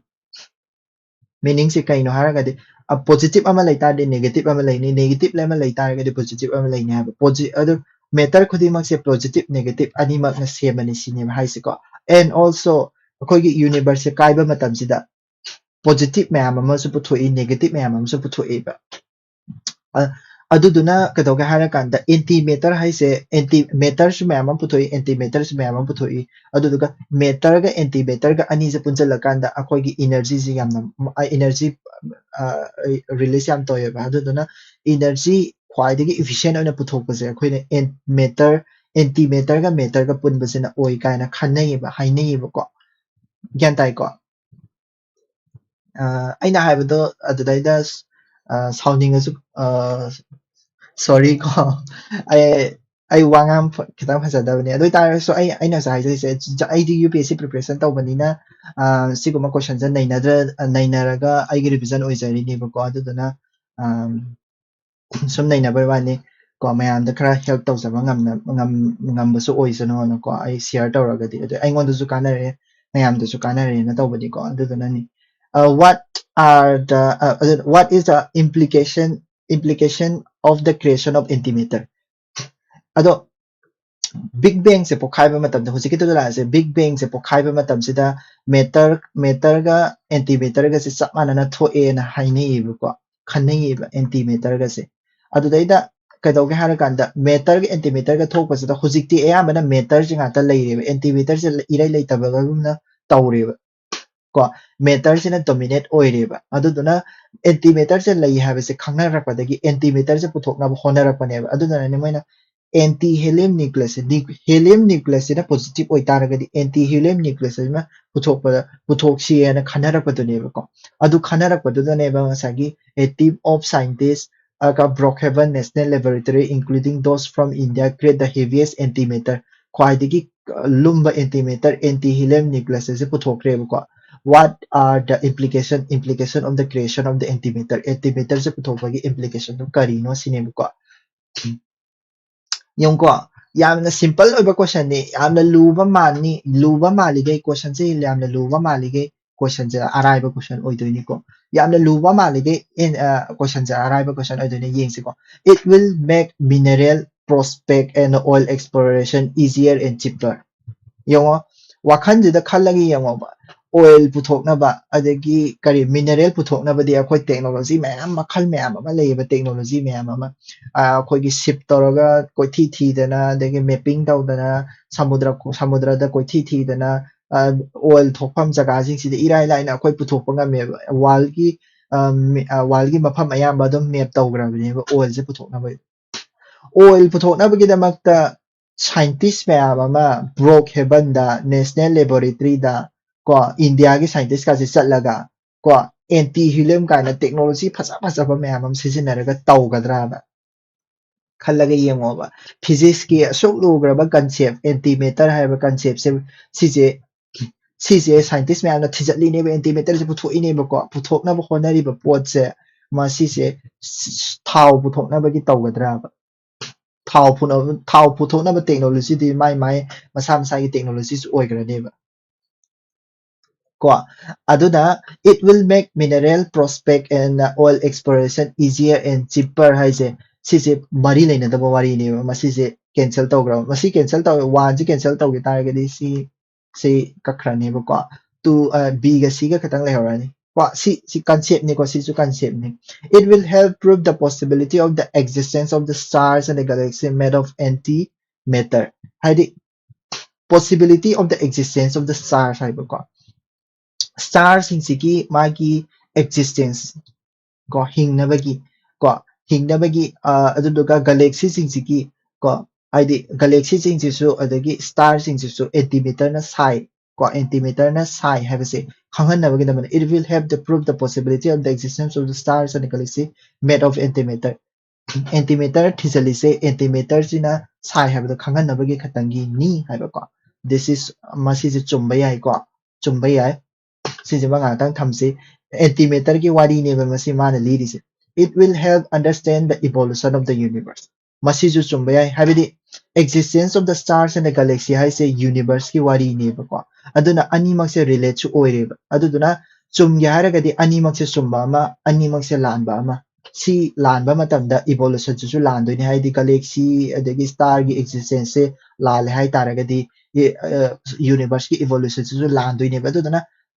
animak se jura same greba 2 3 se yaudaba yaroiba aduduna 2 3 se animak se chum yaragadi animak se chumdaba animak se lan yaragadi animak se landaba lan badadi yaudravdina animak chumba se doina khotla seba doi taragadi ai 3 khotninga deba sembagadi 3 khot ai 3 natraga 2 3 se manung da khallo hai taragadi related oibra yengoba option ani related oi taragadi ani se option ani se related oi taragadi animak to pula khotpiyo ba gyan tai ko hai se asi su trick ma khala ne ba khangra hai di pai kha manung da koi gi 50 50 lakh taragadi option ani se 50 50 lakh taragadi option ani se amana ba da overlap tawna bra yengo ba ama chum taragadi ama ju chum gadra yengo ba wakhan da ko adoi taragadi adumaina overlap tawna ba kitang concept ma sam tang yawram matam da bot ta khopiyo ba ani ma chum mi haina khotpiyo ba ko doi taragadi chum kano jo answer da chum ba su yai ba correct answer tar ba su yai ba ko next which one of the following are cited by the scientists as an evidence for the continued expansion of the universe ko sisu universe ki expansion ki matang da ni ko scientist na evidence ama oina universe expansion chi ki scientist na hai se universe ki expansion chi ki kano evidence ama ni haina khanba pot sing do hayo habani ko detection of microwaves in the space microwave have se akoi ki kano no hit yamna pokhai gi ba microwave se kano big bang theory to ba matamda puthokpa khoigi kaino amani microwave se khoigi posa amani ba microwave se adu deep space sa phang taragadi big bang theory se tawgi big bang theory se na hai se kaino universe zoom expand taw ya hai ni ko aduna microwave phang ba hai se masi se space ta khoigi universe expand tawri ne hai se ꯃꯥꯏꯀ꯭ꯔꯣꯋꯦꯕ ꯐꯪꯕꯁꯤꯅ ꯇꯥꯛꯇꯣꯏꯅꯦꯕꯀꯣ ꯑꯗꯣ ꯑꯩ ꯁꯤꯁꯦ ꯈꯪꯗ꯭ꯔꯦꯅ ꯈꯜꯂꯁꯦꯕ ꯃꯥꯏꯀ꯭ꯔꯣꯋꯦꯕꯀꯤ ꯐꯪꯁꯟꯁꯦ ꯈꯪꯗ꯭ꯔꯦ ꯈꯜꯂꯦ ꯐꯤꯖꯤꯛꯁꯀꯤ ꯌꯥꯝꯅ ꯂꯨꯕ ꯀꯟꯁꯦꯞꯅꯦꯕ ꯉꯥꯛꯇꯪ ꯊꯝꯈꯤꯁꯦꯀꯣ ꯁꯤꯁꯦ ꯋꯥꯟꯁꯦꯀꯣ observation of redshift phenomenon in space redshift phenomenon ꯁꯦ ꯈꯪꯗꯕ ꯃꯤ ꯂꯩꯔꯝꯃꯣꯏ ꯖꯤꯑꯣꯒ꯭ꯔꯥꯐꯤꯒꯤ ꯐꯤꯖꯤꯀꯦꯜ ꯖꯤꯑꯣꯒ꯭ꯔꯥꯐꯤ ꯄꯥ ꯇꯥꯔꯒꯗꯤ redshift phenomenon ꯁꯦ ꯁꯨꯡꯁꯣꯏ ꯁꯣꯏꯗꯅ ꯆꯦꯞꯇꯔ ꯑꯩꯈꯣꯏꯒꯤ ꯀꯩꯅꯣꯁꯤꯒꯤ ꯑꯥꯔꯠꯀꯤ ꯃꯔꯝꯗ ꯅꯩꯅꯕ ꯆꯦꯞꯇꯔꯗꯨꯗ ꯁꯨꯡꯁꯣꯏ ꯁꯣꯏꯗꯅ ꯊꯦꯡꯅꯒꯅꯦꯕ redshiftꯁꯦ ꯑꯗꯨ ꯊꯦꯡꯅꯗ꯭ꯔꯕ ꯃꯤꯗꯨꯗꯤ ꯖꯤꯑꯣꯒ꯭ꯔꯥꯐꯤ ꯐꯖꯅ ꯄꯥꯗ꯭ꯔꯕꯅꯦꯕꯀꯣ ꯑꯗꯨꯅ ꯖꯤꯑꯣꯒ꯭ꯔꯥꯐꯤꯗꯤ NCERT ꯄꯥꯔꯒ ꯑꯗꯨꯝ ꯌꯥꯏ ꯍꯥꯏꯔꯤꯁꯦ ꯁꯤꯁꯦ ꯖꯤꯑꯣꯒ꯭ꯔꯥꯐꯤꯒꯤ NCERTꯗ ꯌꯥꯎꯕꯅꯦꯕ observation of redshift phenomena ꯍꯥꯏꯁꯦ ꯑꯁꯤꯁꯤꯅꯁꯨ ꯗꯥꯏꯔꯦꯛ ꯑꯗꯨꯝ ꯍꯥꯏꯕꯅꯤꯀꯣ observation of redshift phenomena ꯍꯥꯏꯁꯦ ꯀꯩꯅꯣ ꯍꯥꯏꯔꯀꯥꯟꯗ ꯑꯩꯈꯣꯏꯒꯤ ꯄ꯭ꯂꯥꯅꯦꯠꯁꯦ ꯀꯔꯤꯒꯨꯝꯕ ꯑꯩꯈꯣꯏꯅ ꯃꯤꯠꯅ ꯁꯤꯗꯩꯁꯤꯗ ꯌꯦꯡꯕ ꯃꯇꯝꯗ ꯃꯤꯠꯅ ꯌꯦꯡꯗꯣꯏꯅꯤꯀꯣ ꯑꯩꯈꯣꯏ ꯃꯤꯑꯣꯏꯕꯅꯤ ꯁꯤꯗꯩꯁꯤꯗ ꯌꯦꯡꯉꯤ ꯄ꯭ꯔꯤꯊꯤꯕꯤꯗꯀꯣ ꯄ꯭ꯔꯤꯊꯤꯕꯤꯒꯤ ꯃꯤꯠꯁꯤꯅ ꯌꯦꯡꯕ ꯃꯇꯝꯗ ꯑꯩꯈꯣꯏꯒꯤ ꯁꯤꯗꯒꯤ ꯂꯥꯛꯄ ꯂꯥꯏꯠꯁꯦ ꯁꯨꯃꯥꯏꯅ ꯂꯥꯛꯆꯕ ꯂꯥꯏꯠꯁꯦ ꯃꯁꯤꯁꯦ ꯆꯠꯊꯣꯛꯈ꯭ꯔꯕ ꯁꯤꯒꯤ ꯁ꯭ꯇꯥꯔꯅꯤꯀꯣ ꯁꯤꯁꯦ ꯁ꯭ꯇꯥꯔꯁꯦ ꯁꯨꯝ ꯆꯠꯊꯣꯛꯈ꯭ꯔꯕ ꯁꯥꯋꯥꯏ ꯂꯩꯈ꯭ꯔꯦꯀꯣ ꯁꯥꯋꯥꯏ ꯂꯩꯕ ꯃꯇꯝꯗꯗꯤ ꯃꯥꯁꯦ ꯁꯨꯝ ꯌꯥꯡꯅ ꯆꯠꯈ꯭ꯔꯤꯅꯤꯀꯣ ꯁꯨꯝ ꯌꯥꯡꯅ ꯆꯠꯈ꯭ꯔꯤꯅꯦꯕ ꯃꯥꯁꯦ ꯁꯨꯃꯥꯏꯅ ꯀꯣ ꯌꯥꯡꯅ ꯆꯠꯈ꯭ꯔꯤꯅꯦꯕ ꯆꯠꯄ ꯃꯇꯝꯁꯤꯗ ꯉꯁꯥꯏꯒꯤ ꯁꯄ꯭ꯔꯤꯡꯒꯤ ꯇꯥꯏꯞꯇꯅꯦ ꯀꯩꯅꯣꯗꯅ ꯂꯥꯛꯏꯁꯦ ꯃꯥꯒꯤ ꯋꯦꯕ ꯂꯦꯡꯁꯤꯅ ꯂꯥꯛꯏꯁꯦꯀꯣ ꯑꯗꯣ ꯋꯦꯕ ꯂꯦꯡꯁꯦ ꯁꯄ꯭ꯔꯤꯡꯗꯧꯅ ꯆꯤꯡꯊꯣꯛꯈ꯭ꯔꯅꯦꯕ ꯐꯠ ꯂꯥꯎꯅ ꯁꯥꯡꯇꯣꯔꯛꯑꯅꯦꯕ ꯁꯨꯃꯥꯏꯅ ꯋꯦꯕ ꯂꯦꯡꯁꯦ ꯁꯥꯡꯇꯣꯔꯛꯑꯣꯏꯗ꯭ꯔꯣ ꯃꯥꯁꯦ ꯁꯨꯝ ꯆꯠꯊꯣꯛꯈꯤ ꯇꯥꯔꯒꯗꯤ ꯋꯦꯕ ꯂꯦꯡ ꯁꯥꯡꯉꯛꯄ ꯃꯤꯅꯤꯡ ꯍꯥꯏ ꯋꯦꯕ ꯂꯦꯡ ꯍꯥꯏꯗꯤ ꯂꯣꯡꯒꯔ ꯋꯦꯕ ꯂꯦꯡ ꯍꯥꯏꯕꯗꯤ ꯀꯩꯅꯣ ꯂꯣꯡꯒꯔ ꯋꯦꯕ ꯂꯦꯡ ꯂꯩꯕꯁꯦ ꯀꯩꯅꯣ ꯀꯂꯔ ꯃꯆꯨꯗ ꯍꯥꯏꯔꯒꯗꯤ ꯂꯣꯡꯒꯔ ꯋꯦꯕ ꯂꯦꯡ ꯃꯤꯟꯁ ꯀꯔꯤ ꯔꯦꯗ ꯍꯥꯏꯕꯅꯦꯕ ꯁꯣꯔꯇꯔ ꯋꯦꯕ ꯂꯦꯡ ꯃꯤꯟꯁ ꯀꯣ ꯕꯤꯕꯒꯤꯌꯣꯔꯒꯤ ꯀꯂꯔꯗꯨꯅꯤꯀꯣ ꯕꯤꯕꯒꯤꯌꯣꯔ BIBGYOR ꯑꯗꯣ ꯚꯥꯏꯑꯣꯂꯦꯠ ꯕ꯭ꯂू ꯀꯂꯔ ꯑꯣꯏꯇꯥꯔꯒꯗꯤ ꯕ꯭ꯂू ꯁꯤꯞ ꯑꯣꯏꯇꯥꯔꯒꯗꯤ ꯃꯥꯁꯦ ꯆꯪꯁꯤꯜꯂꯛꯑꯦ ꯍꯥꯏꯗꯣꯏꯕꯀꯣ ꯔꯦꯗ ꯁꯤꯞ ꯑꯣꯏꯇꯥꯔꯒꯅ ꯃꯥꯁꯦ ꯊꯣꯛꯈꯤ ꯍꯥꯏꯗꯣꯏꯕ ꯑꯗꯨꯗꯨꯅ ꯔꯦꯗ ꯍꯥꯏꯕꯗꯤ ꯀꯩꯅꯣ ꯂꯣꯡꯒꯔ ꯋꯦꯕ ꯂꯦꯡ ꯁꯨꯝ ꯋꯦꯕ ꯂꯦꯡꯁꯦ ꯁꯨꯝ ꯁꯥꯡꯗꯣꯔꯛꯑꯦ ꯍꯥꯏꯅꯤꯀꯣ ꯑꯗꯨꯗꯨꯅ ꯔꯦꯗ ꯁꯤꯞꯇꯨꯅꯦꯕ ꯃꯥꯅ ꯁꯤꯗꯩꯁꯤꯗ ꯑꯦꯛꯁꯄ꯭ꯂꯦꯟ ꯇꯧꯔꯤꯁꯦ ꯑꯩꯅ ꯑꯦꯛꯁꯄ꯭ꯂꯦꯟ ꯇꯧꯔꯤꯁꯦꯀꯣ ꯍꯥꯏꯕꯗꯤ ꯑꯣꯕꯖꯦꯛꯁꯦ ꯑꯩꯈꯣꯏꯅ ꯁ꯭ꯇꯥꯔꯁꯦ ꯁꯨꯝ ꯉꯥꯡꯉꯒ ꯁꯨꯝ ꯆꯠꯈ꯭ꯔꯕ ꯉꯥꯡꯁꯤꯜꯂꯛꯑꯕ ꯁꯨꯝ ꯀꯣ ꯎꯔꯤꯕ ꯈꯨꯗꯤꯡꯒꯤ ꯉꯥꯡꯁꯤꯜꯂꯛꯑꯕ ꯑꯗꯨ ꯑꯣꯏꯇꯥꯔꯒꯗꯤ ꯁ꯭ꯇꯥꯔꯁꯦ ꯑꯩꯈꯣꯏꯗꯒꯤ ꯂꯥꯞꯅ ꯆꯠꯈ꯭ꯔꯤꯅꯤ ꯍꯥꯏꯅꯦꯕ ꯃꯁꯤꯁꯤꯕꯨ ꯑꯩꯈꯣꯏꯅ ꯔꯦꯗ ꯁꯤꯞ ꯐꯤꯅꯣꯃꯦꯅꯟ ꯀꯧꯋꯦꯕꯀꯣ ꯁ꯭ꯄꯦꯁꯇ ꯑꯗꯨꯗꯨꯅ ꯑꯗꯨꯗꯣ ꯋꯦꯕ ꯂꯦꯡꯗꯒꯤ ꯂꯥꯛꯏꯅꯤꯀꯣ ꯀꯟꯁꯦꯞꯇꯣ ꯑꯗꯨꯗꯨꯅ ꯔꯦꯗ ꯁꯤꯞ ꯐꯤꯅꯣꯃꯦꯅꯥ ꯍꯥꯏꯁꯦ ꯀꯩꯅꯣ ꯁ꯭ꯄꯦꯁꯇ ꯑꯩꯈꯣꯏꯒꯤ ꯑꯣꯕꯖꯦꯛ ꯑꯃ ꯑꯩꯈꯣꯏꯗꯒꯤ ꯂꯥꯞꯅ ꯆꯠꯈꯤꯕꯁꯤꯕꯨ ꯑꯩꯈꯣꯏꯒꯤ ꯔꯦꯗ ꯁꯤꯞ ꯐꯤꯅꯣꯃꯦꯅꯥ ꯀꯧꯋꯦꯕꯀꯣ ꯑꯗꯨꯗꯨꯅꯦꯕ ꯃꯥꯅ ꯍꯥꯏꯅꯤꯡꯉꯤꯁꯦ ꯑꯗꯨꯗꯨꯅ ꯃꯁꯤꯁꯨ ꯌꯨꯅꯤꯚꯔꯁꯁꯦ ꯑꯦꯛꯁꯄꯥꯟ ꯇꯧꯋꯦ ꯍꯥꯏꯕꯗꯨꯒꯤ ꯈ꯭ꯋꯥꯏꯗꯒꯤ ꯃꯔꯨꯑꯣꯏꯕ ꯄ꯭ꯔꯨꯞꯅꯦꯕ ꯁꯤꯁꯦ ꯇꯨꯁꯦ ꯑꯗꯨ ꯑꯣꯏꯇꯥꯔꯒꯗꯤ ꯇꯨ ꯌꯥꯎꯕꯁꯤꯡꯁꯦ ꯍꯥꯏꯗꯤ ꯑꯣꯏꯗꯣꯏꯅꯦꯕ ꯇꯨ ꯑꯗꯨ ꯁꯤꯁꯦ ꯂꯥꯜꯂꯅꯤ ꯁꯤ ꯅꯟ ꯑꯣꯐ ꯗ ꯁꯤꯁꯦ ꯂꯥꯜꯂꯅꯤꯀꯣ ꯌꯥꯔꯦꯀꯣ ꯑꯗꯒꯤ ꯃꯨꯚꯃꯦꯟ ꯑꯣꯐ ꯑꯦꯁꯇꯔꯣꯏꯗ ꯏꯟ ꯁ꯭ꯄꯦꯁꯇ ꯑꯦꯁꯇꯔꯣꯏꯗꯅ ꯃꯨꯚ ꯇꯧꯕ ꯍꯥꯏꯕ ꯑꯃꯅ occurrence of the supernova explosion in space ꯍꯥꯏꯕ ꯑꯃꯅ ꯃꯨꯚꯃꯦꯟ ꯀꯣ ꯃꯨꯚꯃꯦꯟ ꯀꯣ movement of the asteroid in space ꯍꯥꯏꯗꯤ ꯀꯩꯅꯣ ꯑꯦꯁꯇꯔꯣꯏꯗ ꯍꯥꯏꯕꯁꯤꯗꯤ ꯀꯗꯥꯏꯗ ꯂꯩ ꯁꯣꯂꯔ ꯁꯤꯁꯇꯦꯝꯗ ꯂꯩꯕꯅꯤ ꯁꯣꯂꯔ ꯁꯤꯁꯇꯦꯝꯗ ꯂꯩꯕ ꯑꯩꯈꯣꯏꯒꯤ ꯎꯐꯨꯟ ꯋꯥꯏꯐꯟꯒꯨꯝꯕꯅꯦꯕ ꯃꯁꯤꯗꯤ ꯑꯩꯈꯣꯏꯒꯤ ꯁꯣꯂꯔ ꯁꯤꯁꯇꯦꯝ ꯍꯥꯏꯁꯤ ꯌꯨꯅꯤꯚꯔꯁꯀ ꯌꯦꯡꯅꯔꯨꯕ ꯇꯥꯔꯒꯗꯤ ꯌꯥꯝ ꯄꯤꯛꯈ꯭ꯔꯕ ꯄꯣꯠꯅꯦꯕ ꯑꯁꯤꯁꯤꯅ ꯃꯨꯚꯃꯦꯟ ꯑꯣꯐ ꯑꯦꯁꯇꯔꯣꯏꯗꯁꯤꯗꯤ ꯑꯩꯈꯣꯏꯒꯤ ꯁꯣꯂꯔ ꯁꯤꯁꯇꯦꯝꯁꯤꯗ ꯀꯣꯏꯔ ꯂꯩꯔꯤꯅꯦꯕ ꯑꯦꯁꯇꯔꯣꯏꯗ ꯕꯦꯜ ꯂꯩꯀꯣ ꯑꯩꯈꯣꯏꯒꯤ ꯃꯥꯔꯁꯀ ꯖꯨꯄꯤꯇꯔꯒꯤ ꯀꯥꯔꯛꯇ ꯑꯦꯁꯇꯔꯣꯏꯗ ꯕꯦꯜ ꯂꯩ ꯃꯁꯤꯒꯤ ꯑꯦꯁꯇꯔꯣꯏꯗ ꯕꯦꯜꯁꯤꯅ ꯑꯩꯈꯣꯏꯒꯤ ꯌꯨꯅꯤꯚꯔꯁꯀꯤ ꯍꯤꯁꯇ꯭ꯔꯤ ꯇꯥꯛꯄ ꯉꯝꯗꯧ ꯅꯠꯇꯦꯕ ꯌꯨꯅꯤꯚꯔꯁꯁꯦ ꯁꯥꯒꯠꯂꯛꯄ ꯃꯇꯝꯗ ꯑꯦꯁꯇꯔꯣꯏꯗꯁꯦ ꯀꯩꯁꯨ ꯊꯣꯛꯂꯛꯇꯦꯕ ꯑꯗꯨꯗꯨꯅ ꯑꯦꯁꯇꯔꯣꯏꯗꯀꯤ ꯋꯥꯐꯝꯁꯤꯗꯤ ꯌꯥꯝ ꯄꯤꯛꯈ꯭ꯔꯦꯕ ꯑꯗꯨꯗꯨꯅ ꯊ꯭ꯔꯤ ꯍꯥꯏꯕꯁꯦ ꯌꯥꯎꯔꯣꯏꯕ ꯑꯗꯨ ꯁꯤꯗꯁꯨ ꯌꯥꯎꯗꯦꯕ ꯑꯩꯅ ꯑꯅꯤ ꯈꯟꯗꯣꯛꯄꯁꯤꯗ ꯁꯤꯗꯁꯨ ꯌꯥꯎꯗꯦꯕ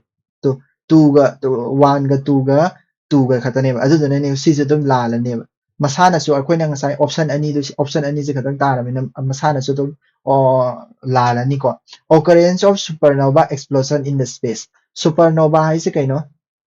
ꯑꯩꯈꯣꯏꯒꯤ ꯌꯥꯝꯅ ꯆꯥꯎꯕ ꯁ꯭ꯇꯥꯔꯗꯨꯅꯤꯀꯣ ꯌꯥꯝꯅ ꯆꯥꯎꯕ ꯁ꯭ꯇꯥꯔꯁꯦ ꯄꯣꯛꯈꯥꯏꯕ ꯍꯥꯏꯕꯅꯤ ꯌꯥꯝꯅ ꯆꯥꯎꯕ ꯁ꯭ꯇꯥꯔꯁꯦ ꯄꯣꯛꯈꯥꯏꯔꯀꯥꯟꯗ ꯑꯩꯈꯣꯏꯒꯤ ꯕ꯭ꯂꯦꯛ ꯃꯦꯇꯔ ꯀꯔꯤ ꯀꯔꯥ ꯂꯣꯏ ꯊꯣꯛꯑꯦꯕꯀꯣ ꯍꯥꯏꯗꯤ ꯑꯦꯛꯁꯄꯥꯟ ꯇꯧꯊꯣꯛꯈꯤꯗꯣꯏꯅꯦꯕꯀꯣ ꯑꯗꯣ ꯁꯤꯁꯦ ꯌꯨꯅꯤꯚꯔꯁꯀꯤ ꯑꯦꯛꯁꯄꯥꯟꯁꯟꯒꯤ ꯊꯤꯑꯣꯔꯤꯗꯨꯒ ꯍꯥꯏꯐꯦꯠ ꯃꯥꯟꯅꯩ ꯍꯥꯏꯕꯗꯤ ꯕꯤग ꯕꯦꯡ ꯊꯤꯑꯣꯔꯤꯁꯦ ꯁꯨꯄꯔꯅꯣꯚꯥ ꯀꯥꯏꯕꯒ ꯍꯥꯏꯐꯦꯠ ꯔꯤꯂꯦꯇꯦഡ് ꯑꯣꯏꯅ ꯈꯟꯅꯩꯌꯦꯕꯀꯣ ꯑꯗꯨꯗꯨꯅ ꯁꯤꯁꯦ ꯆꯨꯝꯗꯣꯏꯅꯦꯕ ꯐꯣꯔꯁꯦ ꯁꯣꯔꯤ occurrence of the supernova explosion in star ꯍꯥꯏꯕꯀꯣ ꯁꯣꯔꯤ ꯑꯩꯒꯤꯁꯦ ꯂꯥꯜꯂꯦ ꯍꯥꯏꯗꯤ ꯁꯨꯄꯔꯅꯣꯚꯥ ꯑꯦꯛꯁꯄ꯭ꯂꯣꯖꯟꯁꯤꯅ ꯀꯩꯅꯣ ꯇꯧꯕ ꯅꯠꯇꯦ ꯍꯥꯏꯗꯤ ꯇꯥꯛꯄ ꯅꯠꯇꯦ ꯑꯩꯒꯤꯁꯦ ꯁꯣꯏꯗꯧꯔꯦ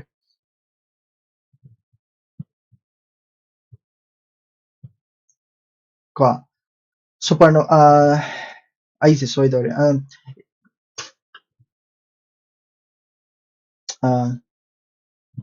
4 6 2 गा 1 गा 2 ꯑꯣꯏꯗꯣꯏꯕ ꯀꯣ 1 गा 2 ꯒꯁꯦ ꯑꯣꯏꯗꯣꯏꯕ 4 ꯁꯦ ꯂꯥꯟꯗꯣꯏꯅꯤꯀꯣ ꯁꯨꯄꯔꯅꯣꯚꯥ ꯑꯦꯛꯁꯄ꯭ꯂꯣꯁꯟ ꯁꯤꯅ ꯀꯩꯁꯨ ꯇꯥꯛꯇꯦꯀꯣ 1 गा 2 ꯒꯁꯦ ꯑꯣꯏꯗꯣꯏꯕ ꯌꯥꯔꯗꯤꯀꯣ 1 ꯁꯦ ꯆꯨꯝꯗꯣꯏꯅꯤꯀꯣ 1 ꯁꯦ ꯍꯥꯏꯗꯤ ꯔꯦꯗꯤꯑꯣ ꯋꯦꯕ ꯁꯦ ꯁꯤꯁꯤꯅ ꯑꯩꯈꯣꯏꯒꯤ ꯀꯩꯅꯣꯁꯦ ꯇꯥꯛꯇꯣꯏꯅꯤꯀꯣ 1 ꯁꯦ ꯆꯨꯝꯗꯣꯏꯅꯤ ꯁ꯭ꯇꯥꯔ ꯄꯣꯈꯥꯏꯕꯁꯤꯅ ꯕꯤग ꯕꯦꯡ ꯊꯤꯑꯣꯔꯤ ꯄꯣꯈꯥꯏ ꯍꯥꯏꯗꯤ ꯕꯤग ꯕꯦꯡꯒ ꯍꯥꯏꯗꯤ ꯁ꯭ꯇꯥꯔ ꯄꯣꯈꯥꯏꯕꯁꯤꯗꯤ ꯖꯁ ꯄ꯭ꯔꯣꯁꯦꯁ ꯑꯃꯈꯛꯅꯦꯕ ꯑꯗꯨꯗꯨꯅ ꯁꯤꯁꯦ ꯂꯥꯟꯗꯣꯏꯅꯤꯀꯣ ꯑꯩ ꯀꯟꯁꯦꯞꯁꯦ ꯁꯣꯏꯗꯧꯔꯦ ꯁ꯭ꯇꯥꯔ ꯄꯣꯈꯥꯏꯕꯁꯤꯅ ꯑꯩꯈꯣꯏꯒꯤ ꯌꯨꯅꯤꯚꯔꯁꯁꯦ ꯑꯦꯛꯁꯄꯥꯟ ꯇꯧꯋꯦ ꯍꯥꯏꯕꯁꯤꯒꯤ ꯄ꯭ꯔꯨꯐꯁꯦ ꯂꯩꯇꯦꯕꯀꯣ ꯃꯦꯁꯤꯞ ꯗꯦꯠ ꯑꯣꯐ ꯗ ꯁ꯭ꯇꯥꯔꯁꯤꯅꯀꯣ ꯑꯗꯨꯗꯨꯅꯦ ꯑꯗꯨ ꯑꯣꯏꯇꯥꯔꯗꯤ ꯑꯅꯤꯁꯤꯅ ꯆꯨꯝꯃꯅꯤ 1 ꯒ 2 ꯒꯁꯤꯅ ꯆꯨꯝꯃꯅꯤꯀꯣ 4 ꯁꯦ ꯑꯗꯨꯝ ꯂꯥꯜꯂꯦ ꯃꯁꯥꯅꯁꯨ ꯑꯗꯨꯝ ꯂꯥꯜꯂꯒ ꯂꯩꯔꯝꯃꯦ 3 ꯁꯨ ꯑꯗꯨꯝ ꯂꯥꯜꯂꯅꯤ ꯃꯁꯥꯅꯀꯣ 1 ꯒ 2 ꯅꯠꯇ꯭ꯔꯒ 1 ꯁꯦ ꯂꯥꯟꯕ ꯑꯃ ꯅꯠꯇ꯭ꯔꯒ 2 ꯁꯤꯗꯤ ꯑꯗꯨꯝ ꯆꯨꯝꯃꯅꯤ 1 ꯁꯤꯗ ꯂꯥꯟꯕ ꯑꯗꯨꯃꯥꯏꯅ ꯑꯣꯏꯗꯣꯏꯅꯦꯕ ꯑꯗꯨ ꯑꯣꯏꯇꯥꯔꯒꯗꯤ 1 ꯒ 2 ꯀꯣ ꯌꯥꯔꯅꯤꯀꯣ ꯑꯗꯨꯒ electrical charge particle from the space traveling at the speed of several hundred kilometer per second can ꯌꯦꯡꯉꯨꯀꯣ ꯑꯩꯈꯣꯏꯒꯤ ꯅꯨꯃꯤꯠꯁꯦ ꯁꯤꯗ ꯂꯩꯔꯦ ꯅꯨꯃꯤꯠꯁꯤꯗꯒꯤ ꯑꯩꯈꯣꯏꯒꯤ ꯐꯠꯇꯕ ꯄꯥꯔꯇꯤꯀꯜ ꯃꯌꯥꯝ ꯑꯃ ꯊꯣꯛꯂꯛꯑꯦꯕ ꯂꯥꯏꯛ electrical charge ꯃꯌꯥꯝ ꯑꯃ ꯊꯣꯛꯂꯛꯑꯦꯕ ꯑꯥꯔꯠꯁꯦ ꯁꯤꯗ ꯂꯩꯅꯦꯕ ꯑꯥꯔꯠꯀꯤ ꯃꯦग्ꯅꯦꯇꯤक ꯐꯤꯜꯁꯦ ꯁꯨꯃꯥꯏꯅ ꯂꯩꯔꯅꯦꯕꯀꯣ ꯑꯥꯔꯠꯀꯤ ꯃꯦग्ꯅꯦꯇꯤक ꯐꯤꯜꯁꯤꯅ ꯃꯥꯁꯦ ꯁꯤꯒꯤ ꯂꯥꯛꯏꯕ ꯉꯁꯥꯏꯒꯤ ꯐꯠꯇꯕ ꯄꯥꯔꯇꯤꯀꯜ electrical charge ꯄꯥꯔꯇꯤꯀꯜ ꯃꯌꯥꯝꯁꯤꯡꯁꯦ ꯁꯨꯃꯥꯏꯅ ꯀꯣꯜꯂꯒ ꯂꯣꯏꯅ ꯄꯣꯂꯔ ꯔꯤꯖꯟꯗ ꯂꯣꯏ ꯊꯥꯗꯩꯑꯕ ꯑꯗꯨꯗꯨꯅꯅꯦ ꯄꯣꯂꯔ ꯔꯤꯖꯟꯗ ꯑꯩꯈꯣꯏꯅ ꯀꯔꯤ ꯊꯧꯗꯣꯛ ꯑꯃ ꯊꯣꯛꯏ ꯄꯣꯂꯔ ꯔꯤꯖꯟꯗ ꯑꯣꯔꯦꯂꯤꯁ ꯍꯥꯏꯅ ꯑꯩꯈꯣꯏꯒꯤ ꯌꯥꯝꯅ ꯐꯖꯕ ꯒ꯭ꯔꯤꯟ ꯃꯆꯨꯒꯤ ꯑꯗꯒꯤ ꯔꯦꯗ ꯃꯆꯨꯒꯤ ꯑꯩꯈꯣꯏꯒꯤ ꯐꯤꯔꯥꯟꯗꯧꯅ ꯄꯥꯏꯕ ꯑꯃ ꯊꯦꯡꯅꯕꯗꯣ ꯐꯤꯔꯥꯟꯗꯧꯅ ꯑꯗꯨꯗꯣ ꯊꯦꯡꯅꯔꯤꯗꯣ ꯀꯔꯤꯒꯤꯅꯣ ꯍꯥꯏꯔꯒꯗꯤ ꯉꯁꯥꯏꯒꯤ ꯁꯣꯂꯔ ꯋꯤꯟꯗꯨꯅꯦꯕ ꯁꯣꯂꯔ ꯋꯤꯟ ꯍꯥꯏꯁꯦ ꯀꯩꯅꯣ ꯉꯁꯥꯏꯒꯤ ꯆꯥꯔꯖ ꯄꯥꯔꯇꯤꯀꯜ ꯃꯌꯥꯝ ꯁꯣꯂꯔ ꯋꯤꯟꯁꯦ ꯆꯥꯔꯖ ꯄꯥꯔꯇꯤꯀꯜ ꯃꯌꯥꯝ ꯑꯃ ꯄꯥꯏꯔꯛꯄꯗꯣ ꯃꯥꯅ ꯗꯤꯐ꯭ꯂꯦꯛ ꯇꯧꯔꯒ ꯄꯣꯂꯔ ꯔꯤꯖꯟꯗ ꯊꯥꯈꯤꯗꯣꯏꯅꯦ ꯄꯣꯂꯔ ꯔꯤꯖꯟꯗ ꯑꯩꯈꯣꯏꯅ ꯉꯁꯥꯏꯒꯤ ꯃꯩ ꯆꯥꯛꯇꯣꯏꯅꯦꯕꯀꯣ ꯄꯣꯂꯔ ꯔꯤꯖꯟꯗ ꯑꯗꯨꯗꯨꯒ ꯉꯁꯥꯏꯒꯤ ꯀꯩꯅꯣ ꯑꯣꯔꯦꯂꯤꯁꯀꯥꯗꯣ ꯁꯦꯝꯗꯣꯏꯅꯦꯕꯀꯣ ꯑꯗꯨꯗꯨꯅꯤꯀꯣ ꯃꯦꯒꯅꯦꯠꯅꯅꯤꯀꯣ ꯑꯥꯔꯠꯀꯤ ꯃꯦꯒꯅꯦꯇꯤक ꯐꯤꯜꯗꯅꯤ ꯑꯗꯨꯗꯨꯅ ꯁꯤꯒꯤꯗꯤ ꯌꯥꯝꯅ ꯁꯝ ꯁꯝꯕꯤꯗ ꯑꯥꯔꯠꯀꯤ ꯃꯦꯒꯅꯦꯇꯤक ꯐꯤꯜ ꯌꯥꯎꯕꯗꯣ ꯄꯨꯊꯣꯛꯑꯣꯕ ꯑꯥꯔꯠꯀꯤ ꯃꯦꯒꯅꯦꯇꯤक ꯐꯤꯜ ꯁꯤꯗ ꯂꯩꯔꯦꯀꯣ ꯑꯩꯅ ꯑꯥꯔꯠꯀꯤ ꯃꯦꯒꯅꯦꯇꯤक ꯐꯤꯜꯅ ꯑꯣꯏꯕ ꯅꯠꯇꯦ ꯍꯥꯏꯅ ꯈꯜꯂ ꯇꯥꯔꯒꯁꯨ ꯑꯇꯩ ꯑꯇꯣꯞꯄꯁꯤꯡꯁꯤ ꯌꯦꯡꯁꯦꯕ ꯑꯣꯖꯣꯟ ꯂꯥꯌꯔꯁꯦ ꯀꯩꯗꯧꯏ UV ꯔꯦꯒꯤꯅꯦꯕ ꯆꯥꯔꯖ ꯄꯥꯔꯇꯤꯀꯜꯒꯤ ꯅꯠꯇꯦꯕ UV ꯔꯦꯒꯤ ꯈꯛꯇꯪꯒꯤꯅꯦꯕ ꯑꯩꯈꯣꯏꯅ ꯇꯝꯃꯤꯁꯦ ꯑꯗꯨꯗꯨꯅ ꯁꯤꯁꯤꯃ ꯂꯥꯜꯂꯅꯤ moisture in the atmosphere moisture ꯍꯥꯏꯁꯦ ꯀꯩꯅꯣ green house gasꯅꯦꯕ green house gasꯅ ꯀꯩ ꯇꯧꯏ heat particle ꯅꯠꯇꯦ heat ꯍꯥꯏꯁꯤꯅꯦ heatꯁꯦ absorb ꯇꯧꯕꯅꯦꯕ moistureꯁꯦ ꯑꯩꯈꯣꯏꯒꯤ atmosphere ꯂꯩꯔꯤꯁꯦ heat particle ꯍꯥꯏꯗꯤ heat absorb ꯇꯧꯅꯕꯒꯤ ꯈꯛꯇꯪꯒꯤꯅꯦꯕ ꯃꯥꯅ charge particle ꯀꯩꯁꯨ deflect ꯇꯧꯗꯦꯕ charge particle ꯀꯩꯁꯨ ꯃꯥꯅ prevent ꯇꯧꯗꯦꯕ ꯑꯗꯨꯗꯨꯅ water vapor ꯁꯤꯁꯨ ꯑꯣꯏꯔꯔꯣꯏꯀꯣ ꯑꯅꯤꯁꯦ ꯑꯣꯏꯗ꯭ꯔꯕꯗꯤ 1 ꯁꯦ ꯈꯛꯇꯪ ꯇꯥꯔꯅꯦꯕ ꯑꯗꯨꯒ ꯂꯥꯁꯀꯤ A B C none of the above ꯁꯤꯁꯨ ꯇꯥꯔꯔꯣꯏꯕꯀꯣ ꯑꯗꯨꯗꯨꯅ A ꯁꯦ ꯈꯛꯇꯪ ꯇꯥꯔꯅꯤꯀꯣ ꯑꯗꯨꯗꯨꯅ ꯑꯗꯨꯝ ꯈꯟꯕ ꯌꯥꯕꯅꯤꯀꯣ ꯋꯥꯈꯟ ꯃꯨꯟꯅ ꯈꯜꯂꯨꯀꯣ ꯆꯥꯔꯖ ꯄꯥꯔꯇꯤꯀꯜ ꯑꯃ ꯀꯃꯥꯏꯅ ꯗꯤꯐ꯭ꯂꯦꯛ ꯇꯧꯕ ꯉꯝꯃꯤ ꯌꯥꯝ ꯍꯦꯟꯖꯟꯅꯁꯨ ꯈꯜꯂꯨꯅꯣꯕ ꯁꯥꯏꯟꯁꯀꯤ ꯀꯣꯏꯁꯟꯁꯤꯡꯁꯦ ꯌꯥꯝ ꯍꯦꯟꯖꯟꯅ ꯈꯜꯂꯒꯅ ꯌꯥꯝ ꯂꯥꯟꯅ ꯈꯣꯠꯀꯟꯕꯅꯦꯕꯀꯣ 21ꯗ with reference to the scientific progress of ancient India which one of the statement given below is correct ꯃꯁꯤꯁꯨꯅꯤ ꯌꯥꯝ ꯁꯤꯝꯄꯜ ꯑꯣꯏꯅ ꯈꯟꯕ ꯌꯥꯏꯀꯣ ꯁꯤꯁꯨ ꯁꯤꯒꯤ ꯀꯣꯏꯁꯟꯁꯤꯁꯨ ꯑꯩꯈꯣꯏ ꯍꯤꯁꯇ꯭ꯔꯤꯒꯤ ꯂꯥꯏꯔꯤꯛ ꯄꯥꯕ ꯃꯇꯝꯗ ꯁꯨꯛꯊꯦꯡ ꯊꯦꯡꯅꯔꯣꯏꯗꯕ ꯀꯣꯏꯁꯟꯅꯤꯀꯣ ꯁꯤꯁꯨ ꯍꯤꯁꯇ꯭ꯔꯤꯒꯤ ꯂꯥꯏꯔꯤꯛ ꯄꯥꯕ ꯃꯇꯝꯗ ꯌꯦꯡꯁꯤꯀꯣ different kind of specialized surgical instrument were in common use by the first century surgical instrument है कहीं अखोई सर्जिकल तौबद खुदम अखोई इंडिया से यामना फेमस होएबको अखोई कई हाइनी सर्जिकल तौबद स्क्रीन स्क्रीन है स्किन अखोई अखोई नो सर्जरी का तौब स्किन सर्जरी का तौब से याम तौरमेब थाइनको अदुदुना मसीजिमा चुमनेना खल्ले हाफेट थमगिसिको गाइखोको the transplant of internal organ heart कुंबा दगी लंग्स कुंबा ट्रांसप्लांट से 3rd century AD दा तौरमे सिदी सुगोय ओयरोय को फनायाम ला लासु 3rd century ददी कई लाई म्याम में हिंगा में हायरगसु सिगी organ transplant सिदी सुतोय तौरमरोय को मिट ने को तौवे कायना हाय तारगदि मिट ने को हाइदि कई हाइनि organ transplant तौबा हाइसे कइनो अखोइगी organ अमा से organ अमा हापा मतमदा हुजिक फावबदा organ अमा से organ अमा हापा मतमदा खुदक तदम सीदेब organ तो कई ना है कि organ की immunosuppression हाइदि अखोइगी immune system सिना मी अतोपगी foreign body की organ अमा हापा मतमदा इसादा ꯃꯗꯨꯗ foreign body-ꯅꯦꯅ ꯂꯣꯏꯅ ꯍꯥꯠꯇꯣꯛꯈ꯭ꯔꯗꯧꯅꯦꯕꯀꯣ ꯑꯗꯨꯗꯨꯅ organ transplantation ꯁꯤꯗꯤ ꯌꯥꯝꯅ ꯀꯩꯅꯣ ꯇꯧꯕ ꯍꯥꯏꯗꯤ organ transplantation ꯁꯤꯗꯤ ꯌꯥꯝꯅ ꯂꯨꯕ ꯌꯥꯝꯅ difficult ꯑꯣꯏꯕ procedure ꯌꯥꯝ ꯆꯪꯕ heart transplant ꯇꯧꯕ ꯀꯥꯁꯦ ꯌꯥꯝꯅ ꯉꯔꯥꯡ ꯅꯍꯥꯟꯗ ꯉꯝꯈꯤꯗ ꯉꯥꯏꯔꯤꯕ heart transplant ꯀꯥꯁꯤꯗꯤꯀꯣ ꯑꯗꯨꯗꯨꯅ ꯌꯥꯝꯅ ꯂꯨꯕ ꯄꯣꯠꯅꯤ ꯌꯥꯝꯅ ꯂꯨꯕ ꯄꯣꯠꯁꯦ 3rd century-ꯗ ꯉꯝꯃꯦ ꯍꯥꯏꯇꯥꯔꯗꯤ ꯑꯩꯈꯣꯏ ꯏꯟꯗꯤꯌꯥꯗꯤ ꯃꯩ ꯍꯧꯔꯅꯤꯀꯣ medical science-ꯇꯗꯤ so ꯃꯁꯤꯁꯤꯃ ꯇꯣꯛꯈ꯭ꯔꯣ 2ꯁꯤꯃ ꯂꯧꯊꯣꯛꯈꯤ ꯇꯥꯔꯒꯗꯤ 2ꯁꯤꯃ ꯂꯧꯊꯣꯛꯈ꯭ꯔꯁꯤ ꯁꯤꯁꯤꯃ ꯂꯧꯊꯣꯛꯑꯁꯤ ꯁꯤꯁꯤꯃ ꯂꯧꯊꯣꯛꯑꯁꯤꯀꯣ 2ꯁꯤꯃ ꯂꯧꯊꯣꯛꯈ꯭ꯔꯣ ꯌꯦꯡꯉꯁꯤꯀꯣ ꯑꯇꯣꯞꯄꯁꯤꯡ the concept of sign of an angle was known in the 5th century AD ꯍꯥꯏꯐꯦꯠ ꯆꯨꯝꯕ ꯌꯥꯏ ꯀꯣ the concept of cyclic quadrilateral was known in the 7th century ꯁꯤꯁꯨ ꯍꯥꯏꯐꯦꯠ ꯆꯨꯝꯕ ꯌꯥꯏ ꯑꯗꯨꯗꯨꯅ ꯆꯨꯝꯕ ꯌꯥꯕꯁꯤꯡꯁꯦ ꯈꯟꯇꯣꯛꯑꯀꯥꯟꯗ 1 3 4 ꯀꯣ 1 3 4 only ꯁꯤꯁꯦ ꯆꯨꯝꯗꯣꯏꯅꯦ ꯑꯁꯦꯡꯕꯩꯁꯨ ꯆꯨꯝꯅꯤꯀꯣ ꯍꯥꯏꯕꯗꯤ surgical instrument ꯌꯥꯝ ꯁꯤꯖꯤꯟꯅꯔꯝꯕꯁꯦ ꯑꯩꯈꯣꯏꯒꯤ ꯃꯇꯝꯗꯨꯗ ꯄꯥꯜꯂꯝꯕ ꯑꯩꯈꯣꯏꯒꯤ ꯀꯩꯅꯣ ꯍꯥꯏꯇꯥꯔꯦꯀꯣ ꯁꯨꯁ꯭ꯔꯨꯇꯥ ꯀꯥꯏꯁꯦ ꯁꯔꯖꯔꯤꯗ ꯌꯥꯝꯅ ꯐꯥꯎꯕ ꯁꯨꯁ꯭ꯔꯨꯇꯥ ꯍꯥꯏꯕꯀꯣ ꯁꯤꯁꯦ ꯁꯥꯏꯟꯇꯤꯁ ꯑꯩꯈꯣꯏꯒꯤ ꯊꯥꯏꯅꯒꯤ ꯁꯥꯏꯟꯇꯤꯁꯅꯤꯀꯣ ꯊꯥꯏꯅꯒꯤ ꯁꯥꯏꯟꯇꯤꯁꯁꯤꯡꯁꯨ ꯐꯥꯖꯜꯂꯨꯀꯣ ꯑꯗꯒꯤ ꯑꯩꯈꯣꯏꯒꯤ organ transplantation ꯇꯧꯗ꯭ꯔꯦ concept of science CD sign ꯀꯔꯤ ꯀꯔꯥꯒꯤ ꯋꯥꯔꯤꯁꯦ ꯂꯥꯛ ꯇꯥꯔꯒꯗꯤ ꯑꯩꯈꯣꯏꯒꯤ ꯀꯅꯥ ꯂꯥꯛꯀꯅꯤ ꯍꯥꯏꯔꯀꯥꯟꯗ ꯑꯩꯈꯣꯏꯒꯤ साइनगी अदगी करी करागे फंक्शन सिदी आर्यभट्टा होय अदगी मोइसिना याम ओइदोनिको साइन गे फंक्शन सिदी आर्यभट्टाना पुथोमनी आर्यभट्टाना याम पुथोमिको पाई गी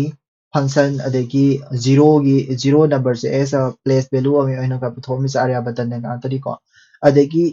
concept of cyclic quadrilateral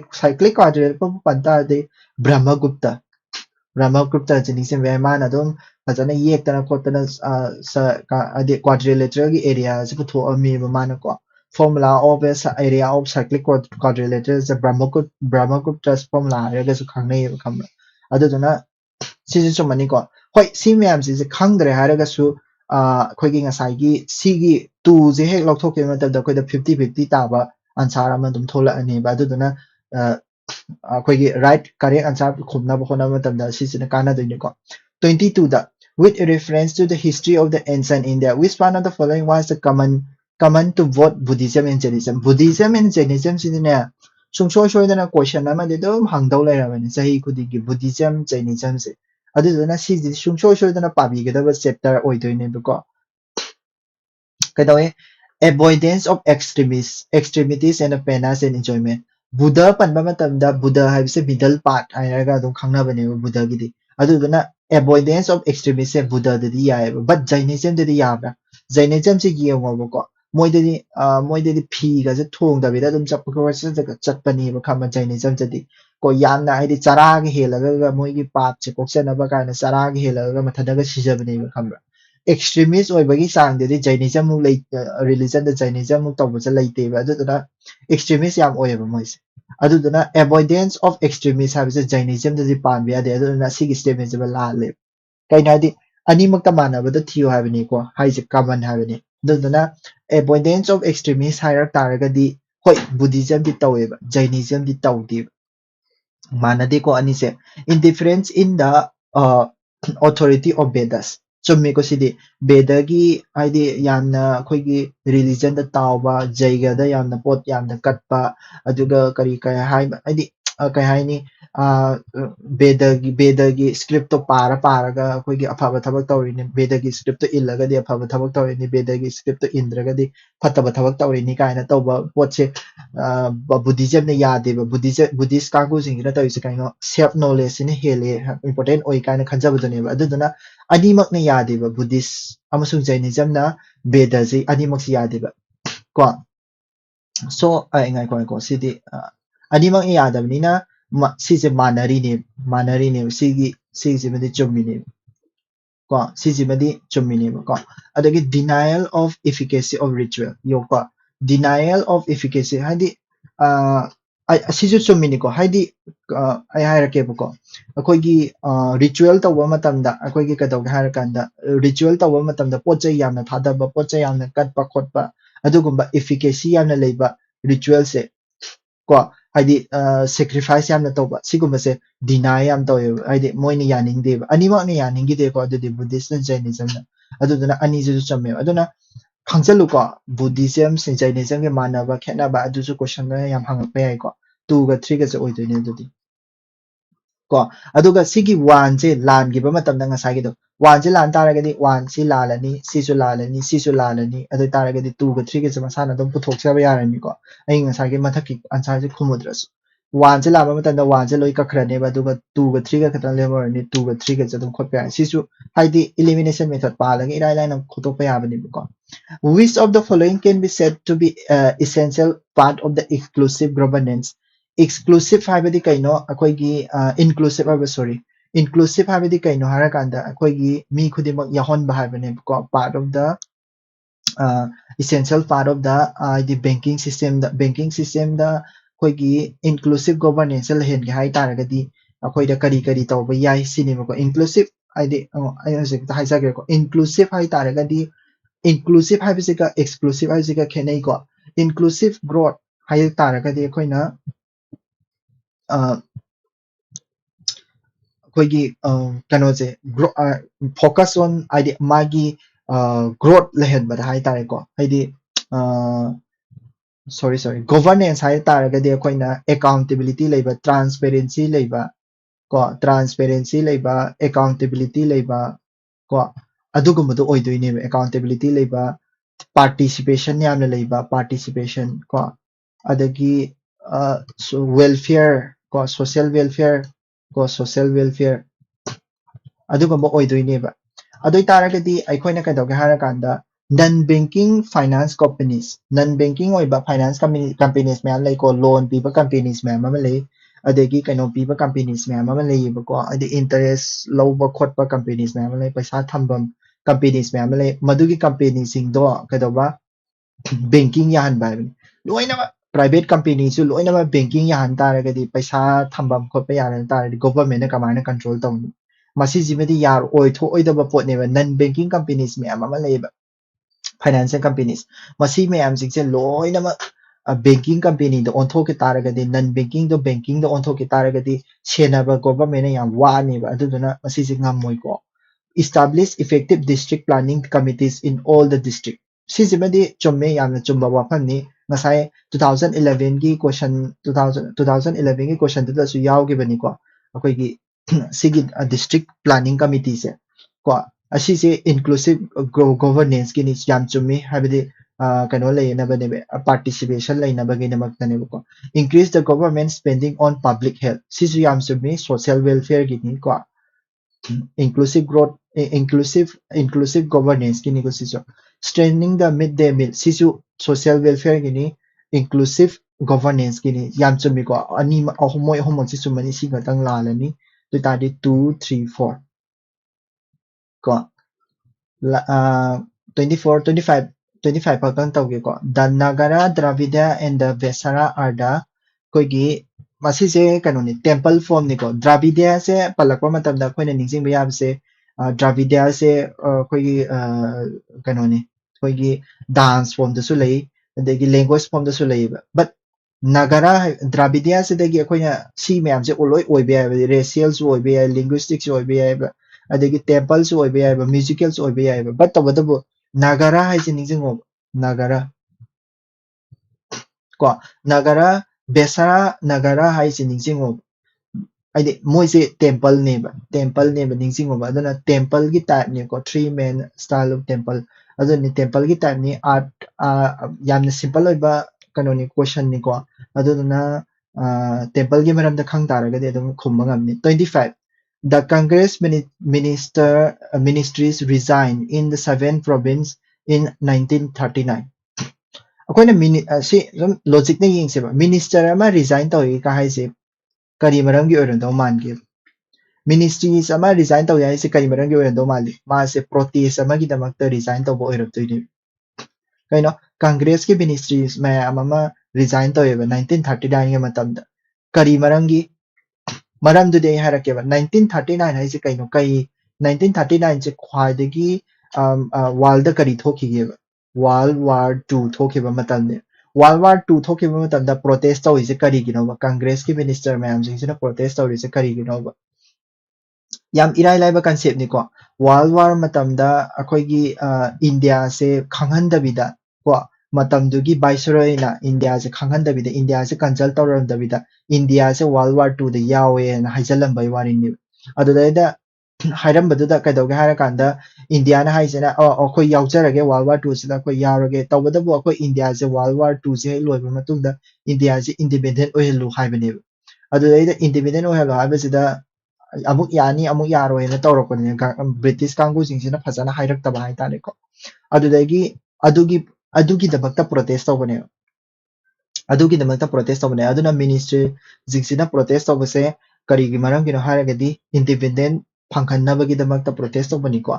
asijima khangbiro ko aide sidagi answer je dum khumba yagra damni Congress could not form ministry in the other four provinces yongone four province akhoi huzik minister akhoi gi MLA minister mayam ama karen khalase minister je sigi mafam dadi minister kare si mafam da ka ngam de na sigi kari ba minister do pham thadok rane reason je matik chabra ba atopa mafam dadi kadre do na akhoi sida khatang kare do na pham thado se kain thadok na brane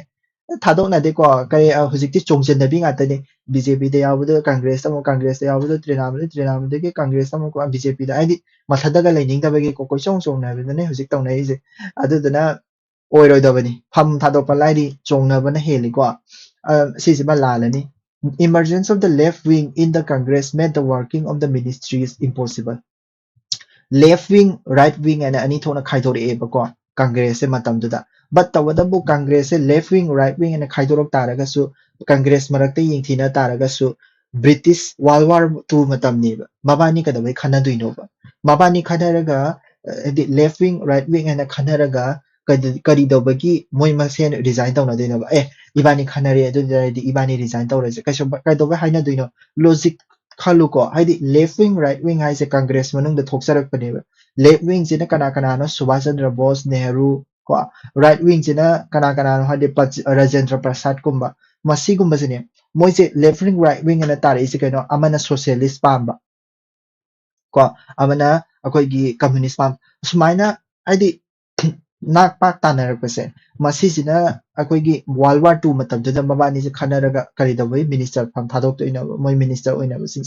shishu lalani ko there was widespread of the communal disturbance in the province widespread communal riot thoga ka da bai pham thadok to ina thadoi ko Manipur da bu thadok tra kan ja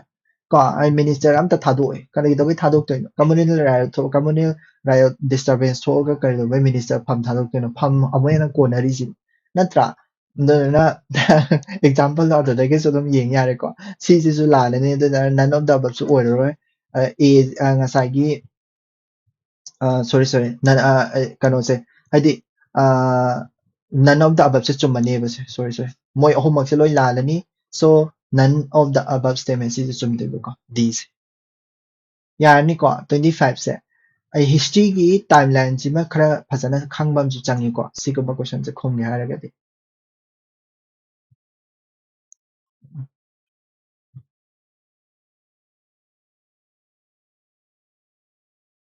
ko aduni sumaina tawba yai ko answer se sumaina khumba yai aduga 25 faudi huzik tawre ai hayeng degi khara yam tawra age 25 huzik 25 loigre 26 27 28 sa hayeng nungdin chum ai yari kai thuna ba ai lusan na ba honara ke ko matang loi tawthoro si ko loi ba ba se previous year question je loi nai khai ko ai di previous year question je yari ke koi solve taw na ba ngam na ba honara se previous year question je tang khai ba na te pull up 2011 de 2025 ko ai ngam ba matam da almost UPSC preparation gi almost 20% adu ma di ngam me kai na ko khan be yari ba ko 20% 30% di so